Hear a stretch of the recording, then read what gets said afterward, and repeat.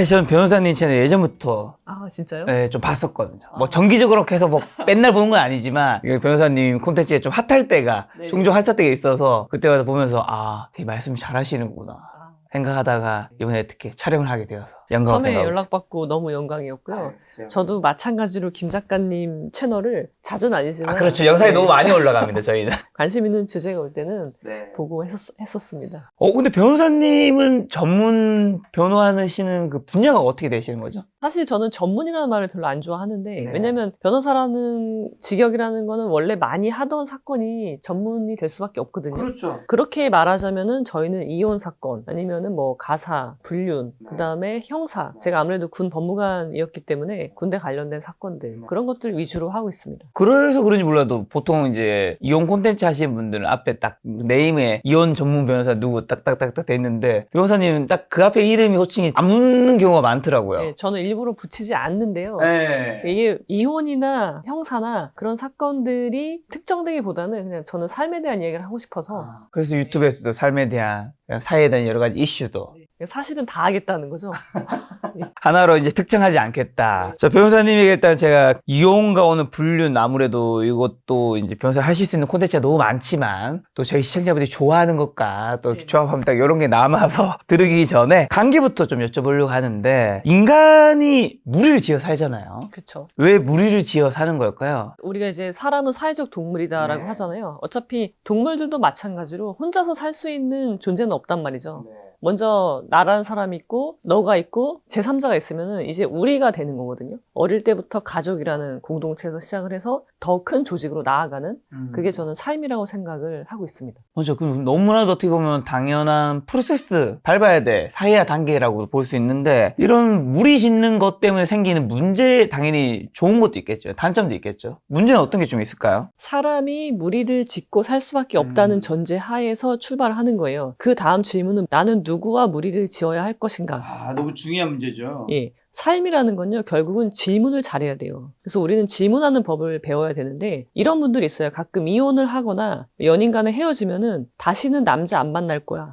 나 혼자 살 거야. 그 누구가 잘못된 거죠? 그쵸. 그러면 안 되는 거예요. 그거는 정답을 찾아갈 수 없어요. 그게 아니라 내가 어떤 점 때문에 사람과의 관계를 잘못 맺었는지, 그리고 언제 이 관계를 끊었어야 되는지, 그런 것에 대한 질문을 해야 되고요. 앞으로 어떻게 관계를 맺을 것인지, 그러니까 누구와 무리를 짓고, 이 말의 반대는 누구와 무리를 짓지 않을 것인지, 이게 더 중요하거든요. 무리 안에 들어가 있는 게 중요한 게 아니라 이 무리가 어떤 무리인지가 중요한 거인 거죠. 누구와 관계를 맺을 것이냐, 이것이 사실은 삶에서 가장 중요한 질문이라고 생각합니다. 누구와 맛있는 밥을 먹을 것인가? 중요하죠. 예. 그러면 그 누구부터 좀 여쭤보면 나이가 들면서 어떤 사람을 곁에 둬야 되는 거죠? 자, 이거는 나이의 문제는 아니긴 해요. 우리는 어릴 때부터 그런 것들을 학습을 해야 되는 거예요. 사실은 관계를 맺고 끊는 거. 근데 이걸 하려면요, 뭐가 전제되어야 하냐면 사람을 나눠야 돼요. 근데 이 이야기를 하면은 사람들이 굉장히 거부감을 일으켜요. 사람이 어떻게 사람을 평가하냐, 사람 다 똑같다, 이렇게 이야기를 하시는데 다 다르죠. 예, 그런 이야기를 하면은 결국은 아무하고나 무리 짓겠다는 이야기밖에 안 돼요. 그러니까. 그리고 그 말은 나도 결국은 성장하지 않겠다는 말밖에 되지 않기 때문에 전제는 사람을 구분해야 되는 거예요. 사람은 종류가 있다. 그걸 뭐 겉으로 드러내서 그 사람한테 직접적 표현하는 건 잘못된 거지만 마음속으로 생각해야지. 우리가 흔히 부모님들이 친구들하고 강남 간다. 저는 어릴 때 그 말이 싫었지만 나이를 먹으면 먹을수록 이건 진짜 100%다.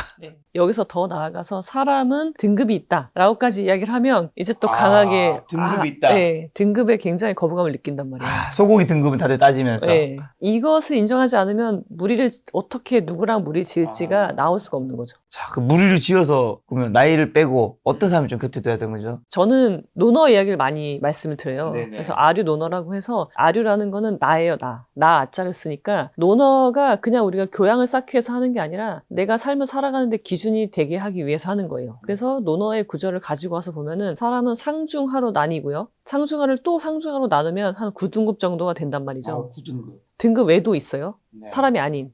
이 먼저 기준이 있어야 되고요. 거기서 나는 어느 정도의 사람인가를 먼저 알아야 돼요. 그리고 나보다 등급이 최소한 같거나 더 좋은 사람과 무리를 지으려고 노력을 해야 되는 거죠. 그 무리에 들어가려고. 9등급의 특징은요, 변하지 않는 거예요. 변하지 않는다. 고집불통이라고 해요. 고자를 쓰는데 문제의식이 없기 때문에 변하잖아요.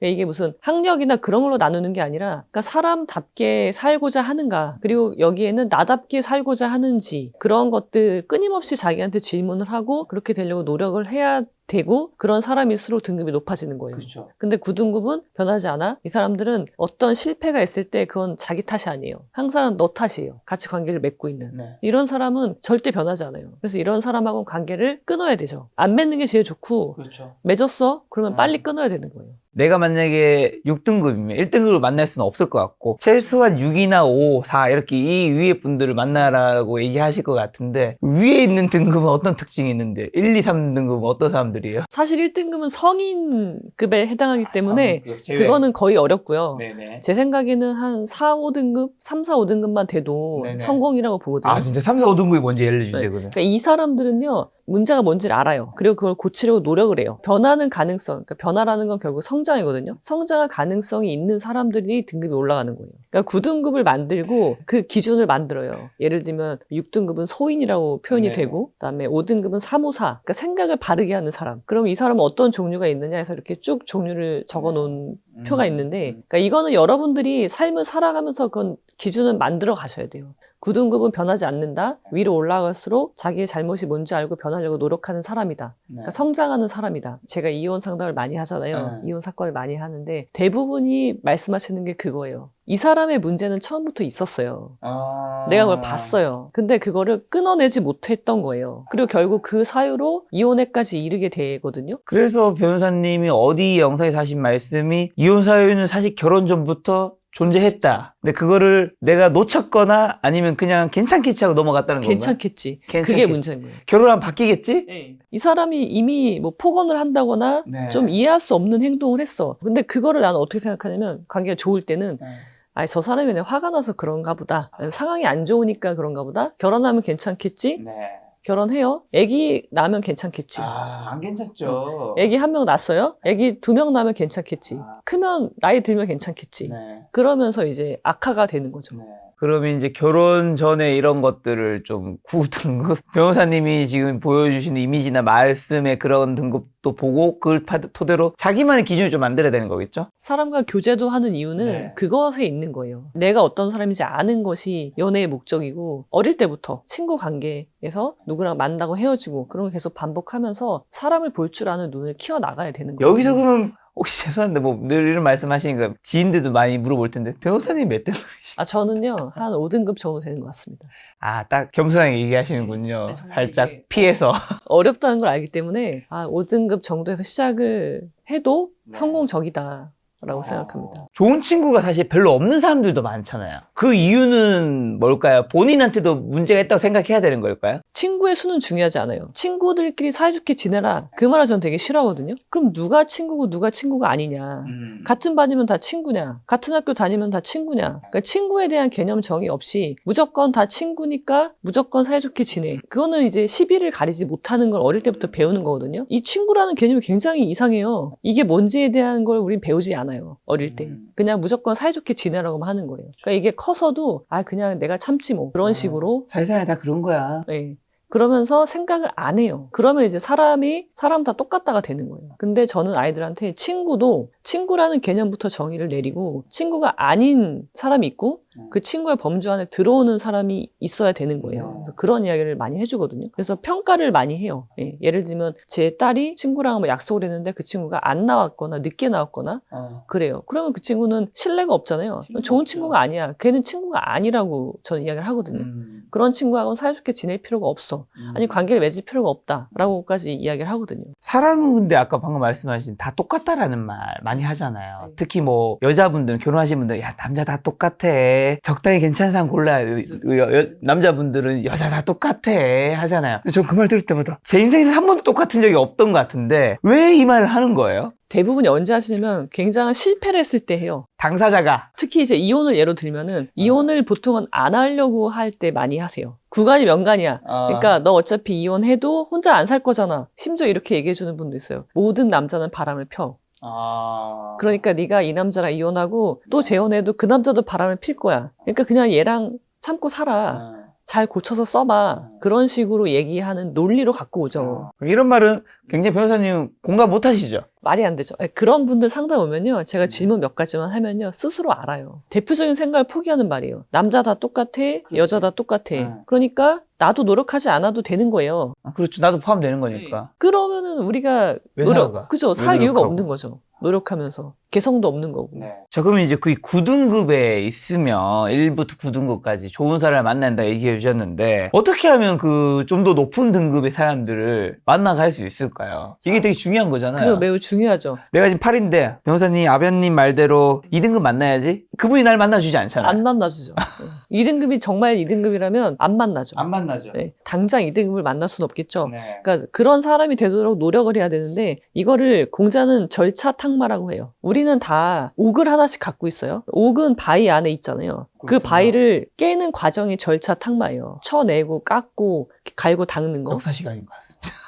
삶의 네. 철학? 아니 처세예요. 처세 이거는. 네. 그래서 그 옥을 다듬어 나가는 거예요. 네. 우리가 등급을 옥으로 표현하면은 굉장히 좋은 옥을 갖고 있는 거죠. 1등급은. 나는 내가 갖고 있는 옥은 얼마짜리 옥인가? 그 질문을 먼저 해야 돼요. 근데 그 전에 해야 되는 건 나는 옥을 갖고 있는지, 그 다음에 그거는 얼마짜리 옥인지, 절차 탁마, 하기 시습 그런 말이거든요. 갈고 닦아 나가는 거예요. 결국은 이 옥을 파는 거예요.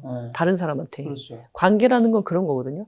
내 옥을 파는 건데 그럼 나는 얼마에 팔 거냐. 그렇게 생각해보면요. 내 옥이 10억짜리 옥이야. 예를 네. 들어서 내가 그렇게 가치를 매겼어. 근데 아무도 안 사. 작가님 어떻게 하실 거예요? 옥을 또 이쁘게 만들거나 아니면 그걸 이제 사람들이 못 알아준다면 진짜 좋은 옥이면 더 이제 그걸 잘 보여주기 위해 노출을 좀 하든가. 양쪽의 노력이 다 필요한 거죠. 왜냐면 자기 판단이 인간은 너무나도 자기한테 합리적이니까 잘못됐을 수 있잖아요. 어떤 사람은 그 옥을 아무도 안 사. 그냥 싼 값에 팔아버려요. 그러니까 두려운 거예요. 팔리지 않는 내 옥이 이거 안 팔리면 어떡하지? 하면서 10억짜리 옥이라고 가치를 매겨놓고 막 염가에 파는 거예요. 거저도 줘. 비싼 옥은요. 살려는 사람이 없겠죠. 그만큼 돈을 가진 사람이 없으니까. 그래서 외롭잖아요? 내 옥이 팔리잖아. 외로워. 그래도 그거는 그 옥에 대한 가치가 있기 때문에 그 외로움 때문에 이걸 팔아넘기면 안 돼요. 그래서 친구가 몇 명이 있는지는 전혀 중요하지 않아요. 그 옥을 살 사람은 한 명이면 돼요. 예, 그 대신 정당한 값을 지불하고 사야 되는 거죠. 옥을 계속 갈고 닦아서 가만히 있으면 안 되고 10억짜리를 20억짜리로 만들고 그걸 해야 되는 거죠. 공자님은요, 그거를 덕을 만들어가는 과정이라고 이야기해요. 반드시 함께하는 이웃이 있다라고 얘기를 해주거든요. 그러니까 외로워하지 말라는 거예요. 외로움과 고독, 그거는요, 여러분들이 친해지셔야 되는 거지, 외롭기 때문에 누굴 만난다, 친구가 많다, 아무짝에 소용없는 거죠. 야, 근데 이 외로운 고독은 좀 그러면 어떻게 좀 해결할까요? 이게 힘들어서 친구 만나고, 이게 힘들어서 연애한 사람도 많고, 이게 힘들어서 결혼한 사람도 종종 있고, 이게 힘들어서 술 마시는 사람도 많거든요. 제가 이제 공부할 때 많이 느꼈던 네. 건데요. 외롭다, 뭐 고독하다. 고독은 좀 더 이제 고차원적인 표현인 것 같은데 외롭다는 건요. 내가 몰입을 못해서 그래요. 내가 어떤 일을 하고 있는데 그 일에 몰입을 하지 않으니까 외로운 거예요. 월든에 이런 표현이 나오는데요. 하버드 대학교 독서실에서, 그러니까 도서관에서 공부를 하고 있는 학생은 사막의 수도승과 같다고 하거든요. 그러니까 내 옆에 누가 잔뜩 있죠. 같이 공부하는. 근데 그 공부는 혼자 하는 거예요. 혼자 가야 돼요. 사막에 아무도 없는 사막에 혼자 있는 수도승과 같은 마음으로 몰입을 하는 거거든요. 근데 그 친구는 몰입을 하는 동안은 내가 혼자 있다는 생각조차 없어요. 하지 못해요. 거기에 몰두해 있기 때문에. 그렇죠. 그래서 외롭다 그러신 분들은 무언가 몰입하지 못하고 있다는 거예요. 그래서 원인은 거기에 있는 거지 내가 지금 친구가 없어서 내가 애인이 없어서는 절대 아니다. 그러니까 원인을 잘 찾아야지 답을 찾아갈 거 아니에요. 이런 분들은요, 외로움에 압도당하는 건데, 살면서 굉장히 많은 선택을 잘 못하게 돼요. 이런 분은 결혼하시면 상대방을 괴롭게 만들고요. 그리고 이혼도 못해요. 솔직히 말씀드려서 그런 분들은 자식도, 자녀들한테도 굉장히 좋지 않은 영향을 미치는 거죠. 자, 그리고 우리가 나이가 들면서 저도 좀 느끼지만 어릴 때는 사실 친구를 다양하게 만나잖아요. 뭐 의도했든 의도하지 않든 뭐 어쨌든 대학도 가고 뭐 올 학년별로 바뀌고 하니까. 근데 중년 이후엔 새로운 친구 만나는 게 사실 쉽지 않은 경우도 있고 특히 중년 뭐 40대 50대 넘어가면 자기만의 딱 가치관과 이게 딱 명확해지다 보니까 아닌 사람을 좀 배척하는 경우도 있단 말이죠. 새로운 친구 만나는 게 고민인 사람들은 만나야 되나요? 안 만나는 게 좋은 건가요? 이제 누군가 그런 얘기 하잖아요. 야, 결이 맞는 사람만 만나면 돼. 근데 사실 그게 또 어떻게 보면 저는 유튜브 알고리즘과 비슷하다고 생각하거든요. 예를 들면 정치에 파란색과 빨간색이 있으면 파란색인 분은 파란색 위주로만 보이고 빨간색 위주로만 보일 테면 그게 다 맞느냐 하면 또 그렇진 않잖아요.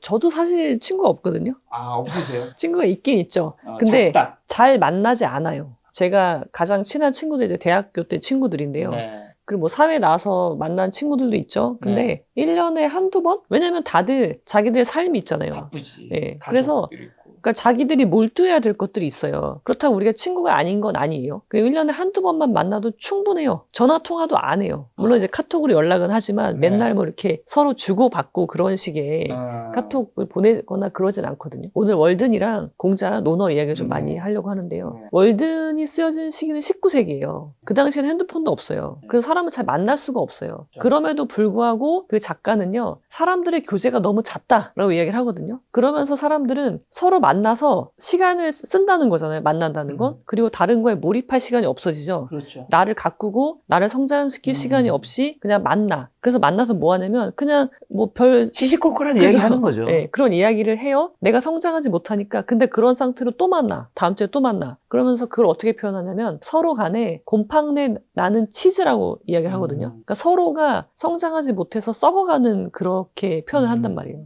그래서 그런 교제는 필요가 없다. 우리가 몰두해야 될 거는 나를 갈고 닦는 거. 그럼 나의 매력이 발산될 수밖에 없어요. 우리가 나이가 들면 매력이 나오거든요. 우리가 어릴 때는 20대는 예쁘고 뭐 아름다운 그런 거에 혹하지만 나이가 들수록 그런 것들은 이제 그다지 가치가 없단 말이에요. 나이가 들수록 매력적인 사람들이 있어요. 외모와 상관없어요. 맞아.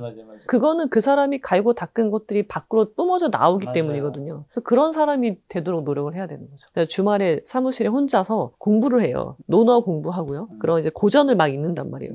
그럼 그 고전의 문구와 나의 삶이 연결될 때 정말 너무 좋아서 혼자 웃기도 하고 막 그럴 때가 있거든요. 역시 여러분, 변호사는 아무나 하는 게 아닙니다. 어쨌든 친한 친구는 변호사님도 계시고 많은 분들이 있을 텐데, 아무리 친해도 친구에게 하면 안 되는 말 같은 건 좀 어떤 게 있다고 보세요? 내가 아무리 저 친구가 싫어도요, 싫으면 관계를 끊어야 되는 거예요. 그 대신 절대 해서는 안 되는 거는 면박을 주는 거예요. 면박이라는 건 얼굴을 마주하고 모욕을 주는 거란 말이에요. 그거는 하면 절대 안 되는 게, 면박을 받은 사람이 결국은 나를 배신하게 되거든요.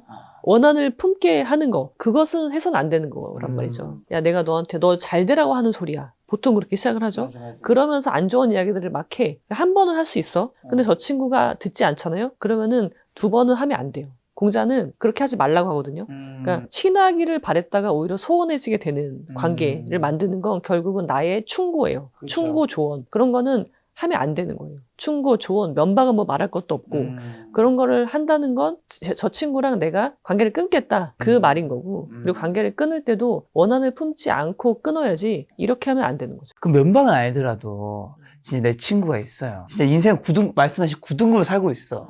근데 진짜 너무 친해. 그리고 나는 진짜 한 5등급 인간이야. 진짜 이게 충고랑 조언이라는 것도 말을 이쁘게 하는 사람이 있잖아요. 있죠. 진심을 담아서. 그래도 하면 안 되는 거야? 안 되죠. 자, 일단 첫 번째 질문. 5등급과 9등급이 관계를 맺고 있다. 그 자체 잘못됐다. 자, 어떻게 될 것 같으세요? 뭐 별로- 여기서 변할 수 있는 사람은 누구예요? 변할 수 있는 사람이요? 5등급이 9등급으로 떨어지나요? 그죠? 9등급은 절대 안 변해요. 그럼 5등급만 변할 수 있는데 옆에 9등급이 있으면 네. 5등급이 9등급으로 점점 내려오게 되는 거죠. 그래서 관계를 끊을 수밖에 없는 거예요.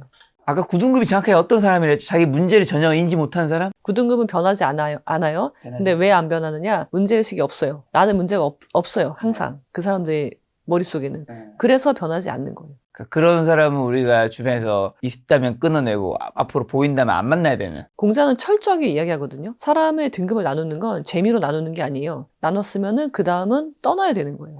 관계를 끊고. 저는 사실 사람 보는 안목이 정말 중요하다고 생각하는 게, 이 살면서 우리한테 미치는 영향이 너무 크잖아요. 엄청 크죠. 자연스레 스며드는 것들이. 스며들죠. 그게 습이에요. 습. 학습을 하는 거예요, 나는. 그 사람을 통해서. 그래서 내가 점점 질이 나빠지게 되는, 그걸 배우고 있는 거거든요. 그래서 무서운 거죠, 굉장히. 나이가 들수록 또 자랑도 많이 하잖아요, 어르신분들. 자랑 많이 하죠. 그리고 젊은 사람들도 사실 많이 하고. 자랑을 하면 안 되는 이유는 뭘까? 특히 자랑하면 안 되는 게, 제가 얼마 전에 어디서 봤는지 모르겠는데 뭐 남편 자랑 와이프 자랑 뭐 여러 가지 할 수도 있죠. 그것도 다 하면 안 되지만 자식 자랑은 진짜 하면 안 된다고 하더라고요. 남편이나 와이프는 어쨌든 내가 선택한 거잖아요. 근데 자식은 내가 선택하고 내가 어떻게 할 수 없는 영역인 건데 그걸 자랑해버리는 순간 상대방이 예를 들면 좀 잘 안 돼 있고 하면 이 박탈감이 이루 말할 수 없다. 뭐 이런 얘기도 있더라고요. 자식이야말로 내가 교육시켜서 네. 내가 학습시켜서 만든 거죠. 부모가 만든 게 자식이라고 생각해요. 물론 이제 그 학교 그런 거 말고요. 뭐 좋은 대학을 갔다 그런 거 아니고 인성이라든가 그죠. 성격이라든가 이런 거. 얘가 몇 등급이냐 그거 그렇지. 있잖아요. 그렇게 접근했을 때 어릴 때 그 가정이라는 공간은요. 아이들은 미성년 자녀들은요. 그게 싫다고 해서 떠날 수가 없어요. 없죠. 그럼 그 안에서 뭘 하느냐? 학습을 한단 말이에요.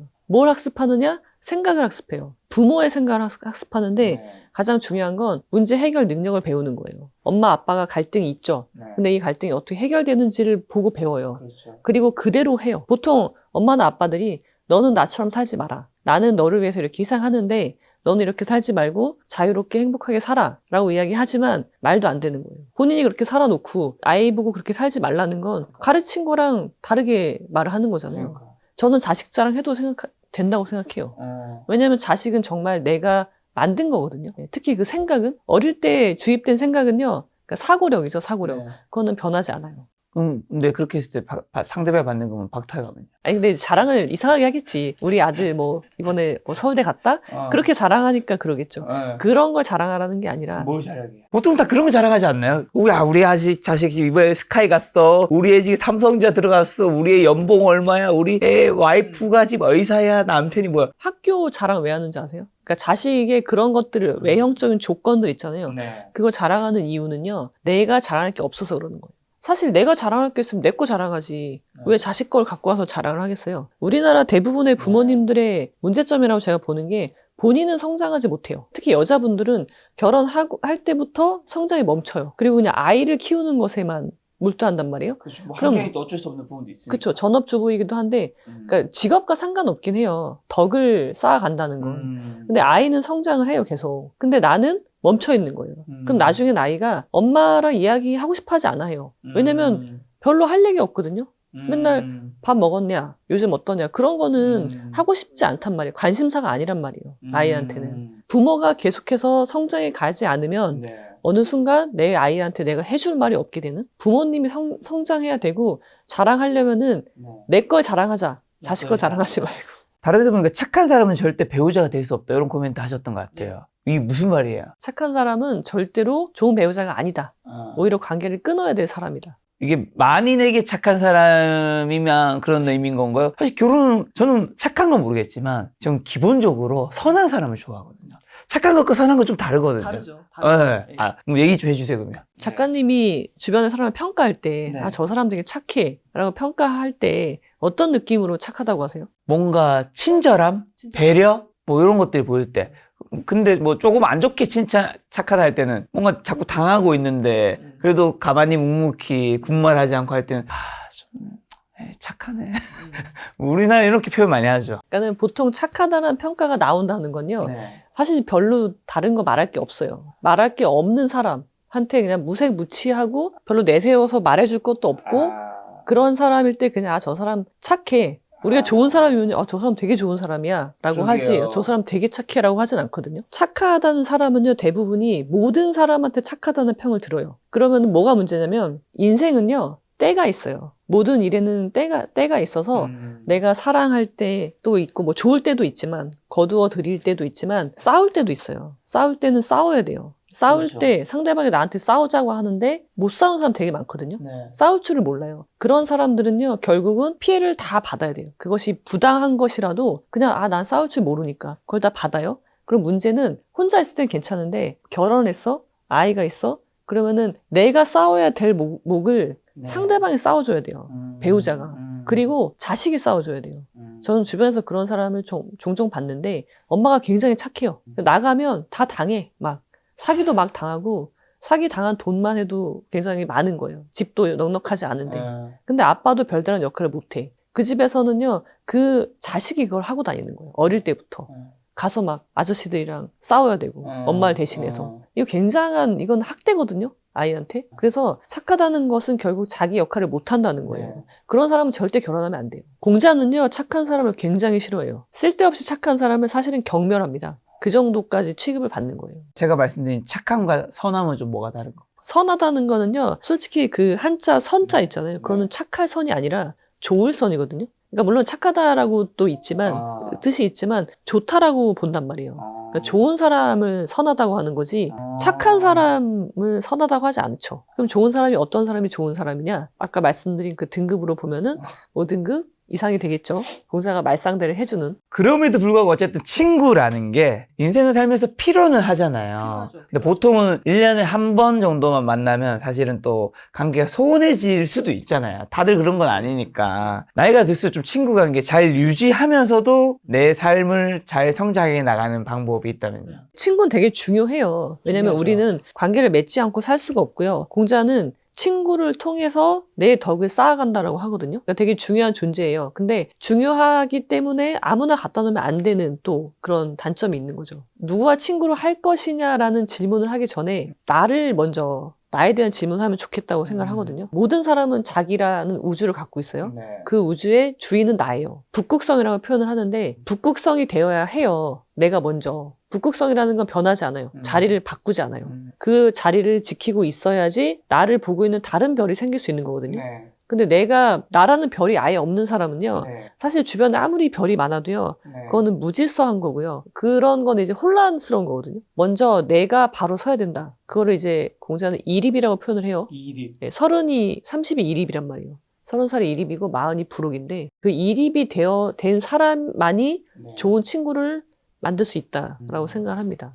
홀로 제대로 서야지 좋은 사람을 발견도 할 수 있는 안목이 생긴다는 의미도 있겠네. 그러기도 하고 다른 별이 나한테 찾아오죠. 내가 막 이렇게 찾아다니는 게 아니라 내가 내 자리를 지키고 우뚝 서서 성장해 가고 있으면 그렇죠. 알아보고 다른 사람이 온단 말이에요. 맞아. 그런 쪽으로 오히려 노력을 하면 좋지 않을까. 그리고 또 자녀분들에게 단톡방에 들어가지 마라, 무리지어 다니지 말라, 뭐 이런 이야기도 하셨던데, 이건 어떤 의미예요? 이제 누구랑 무리를 지을 것이냐의 그런 화두에서 이제 나오는 건데, 아이들은 아직 사리 분별이 없어요. 그렇죠. 그래서 저는 가끔 이제 상담할 때 자녀들한테 이혼의 선택권을 주시는 분들이 있는데, 그래서 어떤 분들은 아이가 이혼하길 원하지 않아요. 그래서 이혼 안 하겠대. 아이도 선택권이 좀 있어야 되는 거 아닌가요? 아니죠. 아이들은요, 사리 분별이 없어요. 아이들은요, 자기가 좋은 게 좋은 거예요, 그냥. 부모님의 고통은 사실 내 고통이 아니거든요. 잘 모르겠죠. 네. 그래서 엄마가 얼마나 힘든지, 얼마나 참고 있는지는 사실 큰 관심이 없어요. 예를 들면은 몸에 나쁘더라도 내가 맛있으면 계속 먹어요. 아이들은. 근데 그거를 부모가 끊어줘야 되는 거죠. 맞아. 부모의 역할은. 네. 그러니까 저희 아이들 미성년 자녀예요. 그러면은 그 아이들은 무엇이 옳고 무엇이 그른지를 몰라요. 그래서 그 기준을 부모가 만들어줘야 되는 거예요. 학습이라는 건 그런 거거든요. 그것이 아직 잡히지 않은 나이에 좋은 친구인지 나쁜 친구인지 모르면서 같이 다니잖아요. 그럼 사람들이 혼자서는 하지 못하는 거를 무리에 들어가 있으면 해요. 아무 생각 없이. 우리가 흔히 보는 뭐 학폭의 연루가 될 수도 있고요. 학폭의 가해자가 된다는 게 정말 막 나쁘게 친구를 때리고 그런 게 아니라 그냥 단톡방에서 어떤 한 친구에 대한 희화하는 말을 하잖아요. 그런 거 다 학폭이 된단 말이죠. 그런 일에 연루되지 않게 무리를 지어 다니지 마라. 그리고 단톡방에 될 수 있으면 들어가지 마라. 들어가더라도 어쩔 수 없이 들어가더라도 주도적으로 대화하지 마라. 그런 식으로 이제 이야기를 해주고 있죠. 일부의 마지막 질문으로 공부만이 숭고한 열정에 비천한 가행을 수정할 수 있다. 어려운 말은 아닌 것 같은데 굉장히 비장한 단어들이 들어가 있습니다. 비천한, 가행을. 이게 어떤 의미죠? 모델 법대 편입했을 때 헌법 교수님이신 김선택 교수님께서 저한테 주신 말씀이세요. 되게 어려워요. 20대, 30대의 젊은 친구들은요. 숭고한 열정이 있어요. 있죠. 누구라도. 근데 그 열정이 방향을 잘 잡지 못하면 막 여기저기 비천하게 과잉이 된단 말이에요. 다 소모되고 결국은 우리가 중년쯤 되면은 이제는 아무런 에너지도 남아있지 않는 그런 상황이 된단 말이에요. 숭고한 열정이 있다면 그것을 고이 모아 두었다가 비천하게 과잉되지 않게 하려면 결국은 공부하라는 거예요. 공부를 통해서만 그것을 제대로 발현할 수 있다. 그래서 결국은 제가 그 말을 표를 붙여놓고 고시 공부를 했고 결국은 변호사가 된 거죠. 이혼하는 사람은 예전보다 언제나 상대적인 비교가 좀 중요하죠. 예전보다 좀 더 많아지고 있나요? 그러니까 저희 주관적인 느낌인데요. 예전보다 많아졌다. 그리고 예전보다 좀 더 타이밍이 빨라졌다. 이혼을 선택하는 타이밍이.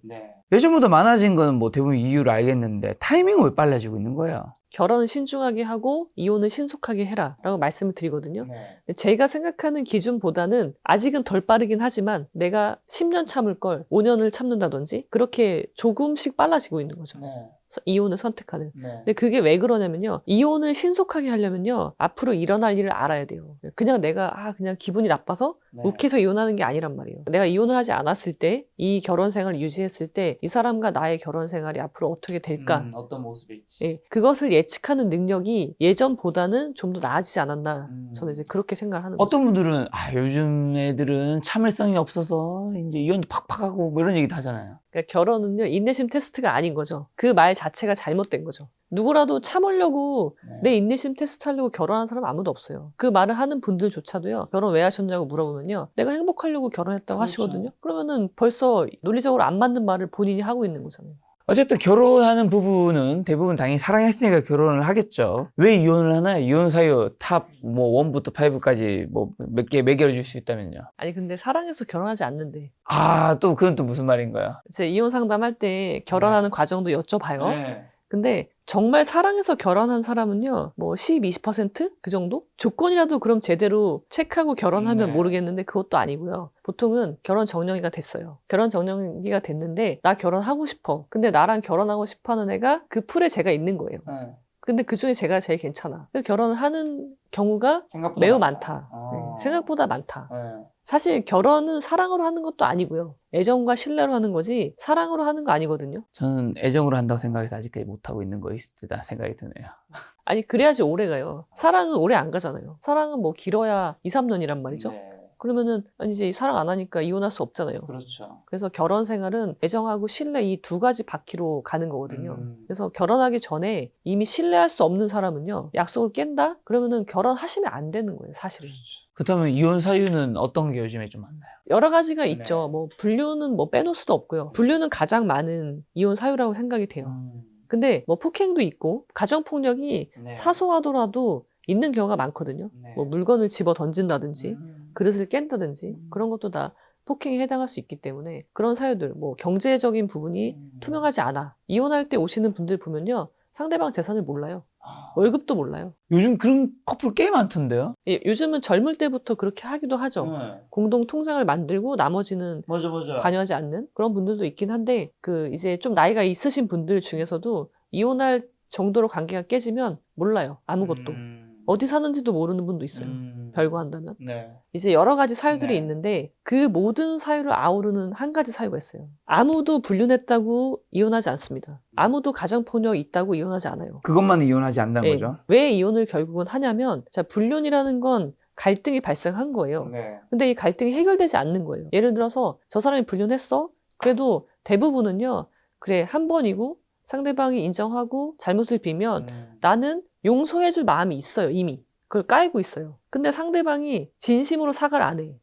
그럼 열받죠. 용서를 구하지 않아. 내가 이 결혼 생활을 할 수 없는 거거든요. 그래서 그때 이혼을 결정한단 말이에요. 폭력도 마찬가지예요. 폭행이 있어. 근데 마찬가지로 내가 참아줄 수 있단 말이에요. 그 대신 그죠, 인정하고 다시는 그러지 않겠다. 이게 아까 말씀하신 9등급에 다시 이어지는 건가요? 그럼요. 그러니까 이 9등급은요, 인간 관계에 적용할 수 있지만 가장 쉽게는 결혼 배우자, 결혼 생활에 적용해보면 바로 알 수 있거든요. 이런 사람들은 변하지 않아요. 심지어 불륜한 것도 너 때문이라고 해요.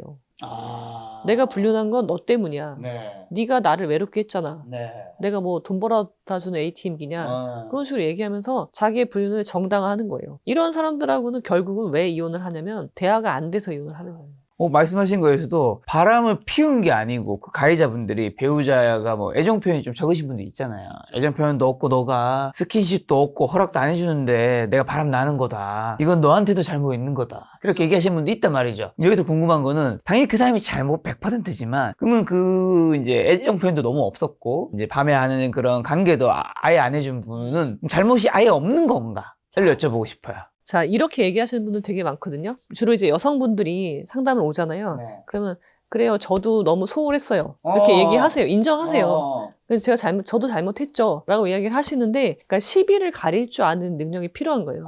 사고력이. 그래, 내가 그러면은 왜 이 사람이랑 성관계를 하지 않았을까? 이유가 있겠죠? 모든 일은 인과관계가 있단 말이에요. 원인이 있으니까 결과가 있는 거예요. 내가 갑자기 얘랑 성관계를 하고 싶어 하지 않는 게 아니죠. 그리고 성관계는요, 이거를 하는 척을 할 수가 없어요. 이거는 굉장히 이성적으로 할 수 없는 거거든요. 그렇죠. 싫은데? 나의 거부감이 드러나는 거예요. 그럼 왜 이렇게 됐는가? 관계가 무너진 거예요. 왜 무너졌지? 아이가 어려. 나는 맞벌이야. 여자분이에요. 일도 해야 돼. 집에 오면 아이도 봐야 돼. 가사도 해야 돼. 남편은 도와주지 않아. 독방 육아를 하고 있어. 그럼 몸이 너무 피곤해요. 성관계를 할 수가 없다고. 그렇죠. 그러면은 나를 독방 육아하게 만든 건 누구예요? 역시 또 남편이거든요. 이렇게 원인을 따져가면 내가 물론 나도 잘못한 면이 있겠죠. 0은 아니겠지. 근데 내가 잘못한 게 1이라면 제가 잘못한 게 99예요. 그러면 얘가 나쁜 사람이지 우리 똑같이 잘못했다가 아니란 말이죠. 그래서 결국은 대화가 안 돼서 대부분 이혼합니다. 근데 거기서 약간 이제 빠져나와서 질문 하나 드려보면, 제가 살면서 저도 뭐 사람 만나는 게 직업인 거잖아요. 맨날 인터뷰하고. 그러면서 이제 저도 이제 대화라는 거에 워낙 관심이 많다 보니까 살펴보면, 뭐 연인 간도 그렇지만 부부도 그렇지만 대부분의 사람들의 문제가 이 시비를 정확하게 가리지 못하는 것 같아요. 제 생각에는. 그러니까 누가 뭘 잘못했고 이거를 인지를 잘하는 것도 중요한데, 플러스로 제3자에서 이제 나라는 사람을 보았을 때 내가 객관적으로 잘못했는지 안 했는지, 이게 나랑 감정이 들어가고 내가 이해관계 들어가니까 이게 잘 안 되는 것 같더라고요. 그리고 거기서 모든 문제가 저는 좀 발생한다고 생각하거든요. 왜냐면 사실은 합리적인 상식과 기준을 가지고 이게 판단이 되면 싸움이 사실 일어나기가 되게 힘들어요. 왜냐면 누가 잘못했으면 그 사람이 죄송합니다 하면 끝나는 건데, 저도 뭐 알겠다고 하겠죠. 누가 날 죽인 것도 아닌데. 근데 여기서 잘못했다고 안 하면 열이 받기 시작하는 거죠. 그래서 약간 시비를 가릴 줄 아는 사람이 저는 살면서 너무 적다. 제 인생의 결론 아무리 쳐도 20%는 안 되는 것 같아요. 어떻게 생각하세요? 시비를 왜 못 가리는지 아세요? 나 때문에 내가 들어가니까요. 내가 들어가지. 근데 무엇이 잘못되고 무엇이 옳은지는 알긴 알아요. 그렇죠. 처음에는. 근데 왜 그거를 넘어가냐면 사실은 자기 욕심 때문이에요. 우리가 이제 연애할 때 예를 들어볼게요. 연애할 때 저 사람이 잘못한 게 맞아. 이건 잘못됐어. 근데 나는 말을 못해요. 그 말을 못하는 이유는 내가 이 이야기를 해서 저 사람이 기분이 나쁘면 어떡하지? 그러니까. 그래서 우리 관계가 깨지면 어떡하지? 그러면은 난 어차피 이 사람이랑 결혼할 건데 그렇게 기분 상한 말 하지 말자. 넘어가자. 그렇게 해서 안 해요. 근데 여기서 문제가 결국은 나는 이 사람이랑 결혼하고 싶은 나의 욕심. 그것 때문에 사리 분별을 무너뜨리는 거예요.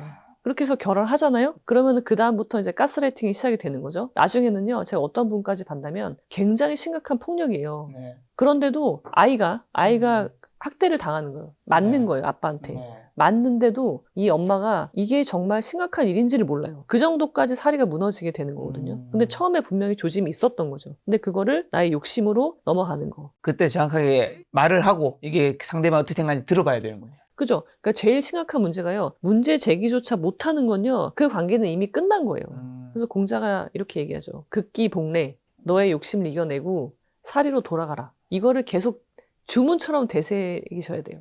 아까 이혼 사유로는 불륜, 폭행, 뭐 경제적인 거, 그리고 그 밖에도 뭐 당연히 성격 차이 이런 거 있을 텐데, 어떤 경우를 반드시 이혼해야 한다고 보시나요? 폭행인가요, 당연히? 아닙니다. 폭행도 제가 말씀드린 그 폭행도 하나의 문제가 발생한 거예요. 이혼도, 그러니까 불륜도 마찬가지고. 그러면은 중요한 거는 이 문제가 잘 해결되고 있느냐. 그러니까 문제 해결 메커니즘이라고 전 말씀을 드리는데 어떤 문제든지 발생할 수 있죠. 그러면은 자, 첫 번째는 내가 문제 제기를 할 수 있어야 돼요. 이거는 문제야. 너 그렇게 하면 안 돼. 라고 해야 돼요. 그리고 두 번째 상대방이 인정을 해줘야 돼요. 그렇죠. 그래, 이거 문제가 맞아. 인정을 해주고 세 번째는 함께 노력을 해야 돼요. 요 세 가지 메커니즘이 돌아가지 않으면 이 중에 하나라도 작동 안 하면 이혼하셔야 됩니다. 빨리. 그게 아무리 사소한 문제여도. 근데 가장 심각한 건 문제 제기조차 못한다는 거. 왜 문제 제기 못하냐면요. 내가 얘기했는데 이미 학습이 된 거죠. 얘기해봤자 얘는 안 변할 거야. 어차피 이혼 안 할 거니까 그냥 참자로 가는 거. 이거는요. 참아봤자 어떤 미래가 펼쳐질 거냐면 나는 점점 더 내려가게 돼요. 점점 더 참고 점점 더 비참해질 거고. 부부는 대등해야 돼요. 근데 계속 참잖아요, 한쪽이. 그럼 나중에는 터져서 나오는 게 우울증. 아니면은 정말 심각한 질병에 걸릴 수도 있고요. 이렇게 밑에 가 있으면은 이 사람은 더 이상 아내가 아니에요. 가정부도 못 돼요. 가정부는 돈이라도 받죠? 이 사람은 그냥 하인이에요, 하인. 그 상태를 내가 만드는 거거든요. 결국 문제가 터졌을 때 그걸 함께 얼마나 올바르게 대화할 수 있느냐가 너무 중요한 거군요. 문제 해결이 잘 되느냐 안 되느냐가 네. 이 사람이랑 결혼할까 말까도 결정하는 요소고요. 이혼해야 되나 안 해야 되나 아니면 결혼 이혼이 아니더라도 관계에 있어서 관계를 끊어야 되나 말아야 되나를 결정하는 가장 결정적인 요소인 거죠. 그리고 또 변호사님이 이혼은 실패를 한 것을 인정했다라는 말을 좀 하셨던데 요건 어떤 의미예요? 제가 이혼을 했잖아요. 네네. 저는 이혼은 실패라고 생각해요. 결혼 생활에서 실패한 거예요. 근데 사람들은요, 그거를 실패라고 인정하는 것 자체를 금기시해요. 직접적인 단어를 말한 사람은 저는 못 봤어요. 왜냐면 실패를 실패라고 인정을 해야지 그 다음으로 나아갈 수가 있어요. 다른 사람은 다 그렇게 생각해요. 말을 안 할 뿐이지. 근데 나 혼자 그거를 아니라고 아무리 발버둥 쳐봤자 중요한 사실이 아니에요. 문제는 이혼이 중요한 게 아니라 이혼 후의 삶이 중요하고요. 내가 정말 실패가 아니라고 생각을 한다면 내 인생으로 보여주면 돼요. 그걸 굳이 말로 할 필요가 없거든요. 왜냐면 거기에 매몰되어 있는 거예요. 그럼 거기에. 앞으로 나가지 못하고. 저는 실패가 좋은 거라고 생각을 하거든요. 그러니까 성장을 하려면 실패가 있어야 된단 말이에요. 그런 분들은 아마도 실패를 부정적인 것으로만 보기 때문에 인정하지 못하는 면이 있을 수 있는데 실패는 반드시 성장의 밑거름이 된다라고 생각을 하니까 실패라고 인정하셔도 됩니다. 야, 인정이라고 하니까 지금 제가 생각난 에피소드가 하나 있는데 이게 그때 제가 했던 조언이 좋은 건지 나쁜 건지 듣고 싶은 건데요. 제가 정말 친한 여동생 중에 이혼을 한 사람이 있어요. 근데 그 친구가 이혼을 하고 이제 당연히 기분이 안 좋을 거잖아요. 우리 이제 같이 모이는 이제 친구들 모임이 있단 말이에요. 그 친구들이 다 저 빼고는 야 괜찮아 요즘 이혼음도 아니야 뭐 다 좋게 얘기하는 거예요. 저 옆에서 가만히 있다가 저는 이제 그 친구랑 또 되게 친하거든요. 여자 동생인데 내가 정말 너 아끼는 거 알지? 다 알지. 흠이 아니진 않은 것 같아. 사회적인 시선은. 근데 이혼은 사람들은 다 괜찮다고 앞에서 말하지만 뒤에서는 그 안 좋다라는 생각도 있고 편견도 있고 분명히 너가 소개팅을 나가면 불이익이 있을 거야. 다만 근데 너라는 사람은 그걸 뺀 너라는 사람 너무나도 괜찮은 사람이니까 너를 지금 더 가꾸고 하면서 나는 다시 뭐 소개팅이든 뭐 선이든 그렇게 하면 나는 결혼을 진짜 잘할 수 있다고 생각해. 근데 이거를 너가 지금 다른 사람이 말한 것처럼 다 똑같아 뭐 요즘 아무 흠도 아니라고 말하고 나가는 거는 현실에 부딪혔을 때 더 큰 아픔이 있을 것 같아. 안 좋을 수 이렇게 했는데 이거는 좋은 조언인가 나쁜 물론 그 친구 지금 요즘 결혼해 행복하게 사는데 그 조언을 서로가 그때 잘한 조언일까 못한 조언일까 생각할 때 있거든요. 저는 잘하셨다고 보고요. 한 가지만 빼고. 저도 상담할 때 이혼을 두려워하시는 분들 대부분 그 말씀을 하세요. 그래서 제가 말씀드려요. 이혼하면 당연히 사회적인 낙인이 있고 이혼녀로서 그런 시선이 분명히 있다. 그리고 자녀들도 그런 시선을 받을 거다. 근데 결핍이 생기는 건데 세상에 결핍이 없는 사람은 없거든요. 그 결핍을 메꾸려고 하지 말고 그리고 그것조차도 나를 이루고 있단 말이에요. 방금 작가님이 하신 말씀 중에 그것만 빼면 너는 괜찮은 사람이야 라고 하셨잖아요. 네. 근데 저는 그것까지 포함해서 나는 괜찮은 사람인 거예요. 그것까지 그냥 받아들여야 한다는 거고. 네. 그리고 버릴 게 없어요. 그러니까 우리가 삶을 왜 사는지에 대한 먼저 방향성을 잡아야 되는데 저는 삶이라는 거는 그냥 경험하는 거예요. 실패든 성공이든 경험을 해서 나를 만들어가는 거거든요. 네. 상담할 때 대부분이 그 결혼 생활, 실패한 결혼의 기억을 똑 떼서 버리고 싶다고 하세요. 근데 그래서는 이것도 난데 이걸 어떻게 내가 나를 부인할 수가 없는 거잖아요. 근데 그거조차 그러니까 모자이크로 보는 거죠. 이거조차 내가 인생이라는 그림을 만들어 가는데 모자이크가 된 거예요. 그러니까 나의 박이라고 저는 표현을 하거든요. 금박 은박처럼 네. 장식을 할 수 있는 하나의 박이지 네. 버려야 될 그런 게 아니다라고 말씀을 드리죠. 자, 그리고 연령대별로 이혼 사연금 요즘 좀 다른 편인가요? 뭐 30대, 40대, 50대 아니면 이제 60대 이후 항원 이혼 좀 다른가요? 아니면 대부분 비슷한가요? 제가 아까 말씀드린 것처럼 결국은 대화가 안 되는 거예요. 네. 대화가 안 되는 거. 근데 황혼이혼은 조금 다른 게 황혼이혼을 하시는 분들은요. 대화가 이미 안 되는데 그렇죠. 참고 살았어요. 근데 그 참고 사람이 죽을 때까지 참고 살 수는 없어요. 그렇죠. 그러니까 무언가 희망이 있으니까 참은 거예요. 근데 그 희망이 무너졌을 때 황혼 이혼을 하시거든요. 그러니까 그 희망이 뭐였냐면 그래 내가 지금 이렇게 고생하지만 나이가 들면 괜찮아지겠지. 나를 알아주겠지. 내가 이렇게 고생한 거 알아주겠지. 그리고 쟤도 이제 성질이 좀 죽겠지. 그래도 안정적인 노후를 보낼 수 있겠지. 라는 기대와 희망으로 참았단 말이에요. 근데 얘가 아직도 그러는 거죠. 계속 때려. 그리고 계속 막 폭언을 해. 나 더 이상 참을 순 없다. 그래서 이혼을 하시는 것이 약간 다른 것 같아요. 황혼 이혼은. 오늘 말씀하시는 가운데도 뭐 노너, 공자 이런 얘기 많이 하시는데 또 결혼 수업이나 이혼 수업 강의도 하고 계시잖아요. 여기서 빠지지 않는 단어가 아류노노인데 아까도 아류노노 한번 언급하셨는데 이게 정확히 뭐고 이런 결혼과 이혼에 계속 접목해서 이야기하신 어떤 이유가 있나요? 가장 좋은 거는 결혼을 신중하게 하면 돼요. 그러면 이혼을 할 필요도 없잖아요. 그래서 결혼을 어떻게 신중하게 할 것이냐라는 것에 좀 많은 집중을 하고 있고요. 결혼이 법률혼이기 때문에 알아야 돼요. 그러니까 사랑으로 결혼하는 거에 그런 말씀하시면 안 되고 계약서에 서명을 하는 건데 어떤 권리 의무가 나한테 발생하는지 정도는 알아야 되잖아요. 그래서 결혼 수업을 하고 있고요. 그리고 결혼 수업의 가장 중요한 점은 상대방을 어떻게 알아낼 것이냐, 누구와 관계를 맺을 것이냐에 대한 질문에 스스로 답을 하기 위해서 아류 논어를 갖고 온 거예요. 아류 논어는 뭐냐면 논어를 기반으로 하는데요. 논어의 그 문장들이 그냥 나랑 전혀 상관없는 그런 뭐 교양이 아니라 나의 삶에 내가 어떤 선택을 지금 내리는데 직접적인 조언을 줄 수 있는 기준과 같은 느낌이다 해서 그거를 나만의 논어를 만들어 가라. 그래서 아류 논어라고 이름을 지었고요. 그러니까 논어는 2500년이나 지속되어 온 인간에 대한 통찰을 담고 있단 말이에요. 세상에서 가장 위대한 처세술이라고 저는 생각을 해요. 그럼 이걸 통해서 나를 알고 상대방을 알아가는 그런 이제 기술을 닦는 거죠. 그런 것들이 좀 필요하다. 자, 이번에 좀 불륜 좀 더 자세히 여쭤보려고 합니다. 자, 현재 2025년이죠. 불륜이 일어나는 장소는 요즘에는 어디가 많나요? 이게 사실 모든 곳에서 다 일어나죠. 모든 곳. 모든 곳. 근데 이제 우리가 특별히 이야기를 한다면 굉장히 충격적이다. 일반적인 곳은 뭐 그렇게 뭐 그럴 수도 있지라고 하겠지만 충격적인 장소일수록 우리가 더 놀래고 그렇죠. 뭐 그런 의외의 장소 네. 그런 데들이 많이 회자되는 것 같아요. 네. 근데 가장 충격적인 장소는 병원이었어요. 여기도 뭐 직장이잖아요. 간호사 뭐 그다음에 의사 뭐 거기 행정하시는 분들. 직장 내에서도 불륜이 일어나는 것도 굉장히 의외적이지만 병원이라는 공간은 선생님이 있고 환자가 있고 간호사들 이렇게 있는 그렇죠. 곳이잖아요. 그리고 의료 행위가 이루어지는 곳이잖아요. 그러니까 뭐 이렇게 주사를 놓는다든지 하면서 신체 부위를 어느 일부로 이렇게 보여주게 되는 그런 곳에서 그런 불륜이 일어난다는 점에서 뭐 굉장히 변태스럽다고 해야 되나? 네. 그래서 더 충격적인 장소인 것 같아요.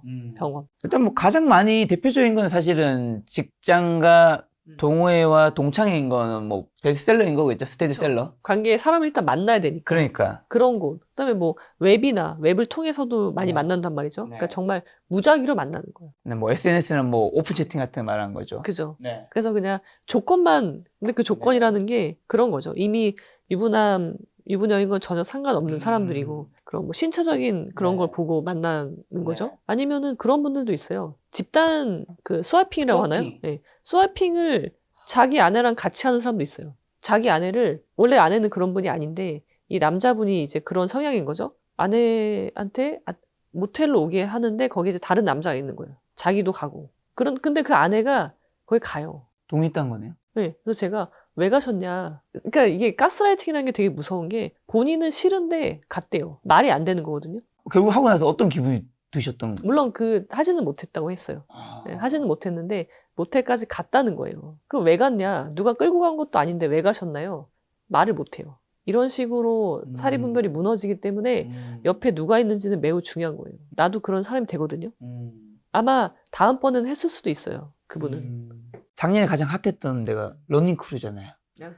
요즘 그러면 러닝크루에서도 불륜이 좀 일어나는 사건들이 늘어났나요? 동호회는 워낙 많아서 사실 뭐 달리기 많죠. 근데 이제 저 같은 경우는 군인 불륜 사건이 이제 많이 있는데 네, 군인 불륜의 동호회인 거죠. 군인들은 오지로 이렇게 가잖아요. 그러면은 친구들이 없단 말이에요. 그러니까 이렇게 모아요. 같이 뭐 산책할 사람, 맞아. 같이 뭐 운동할 사람. 네.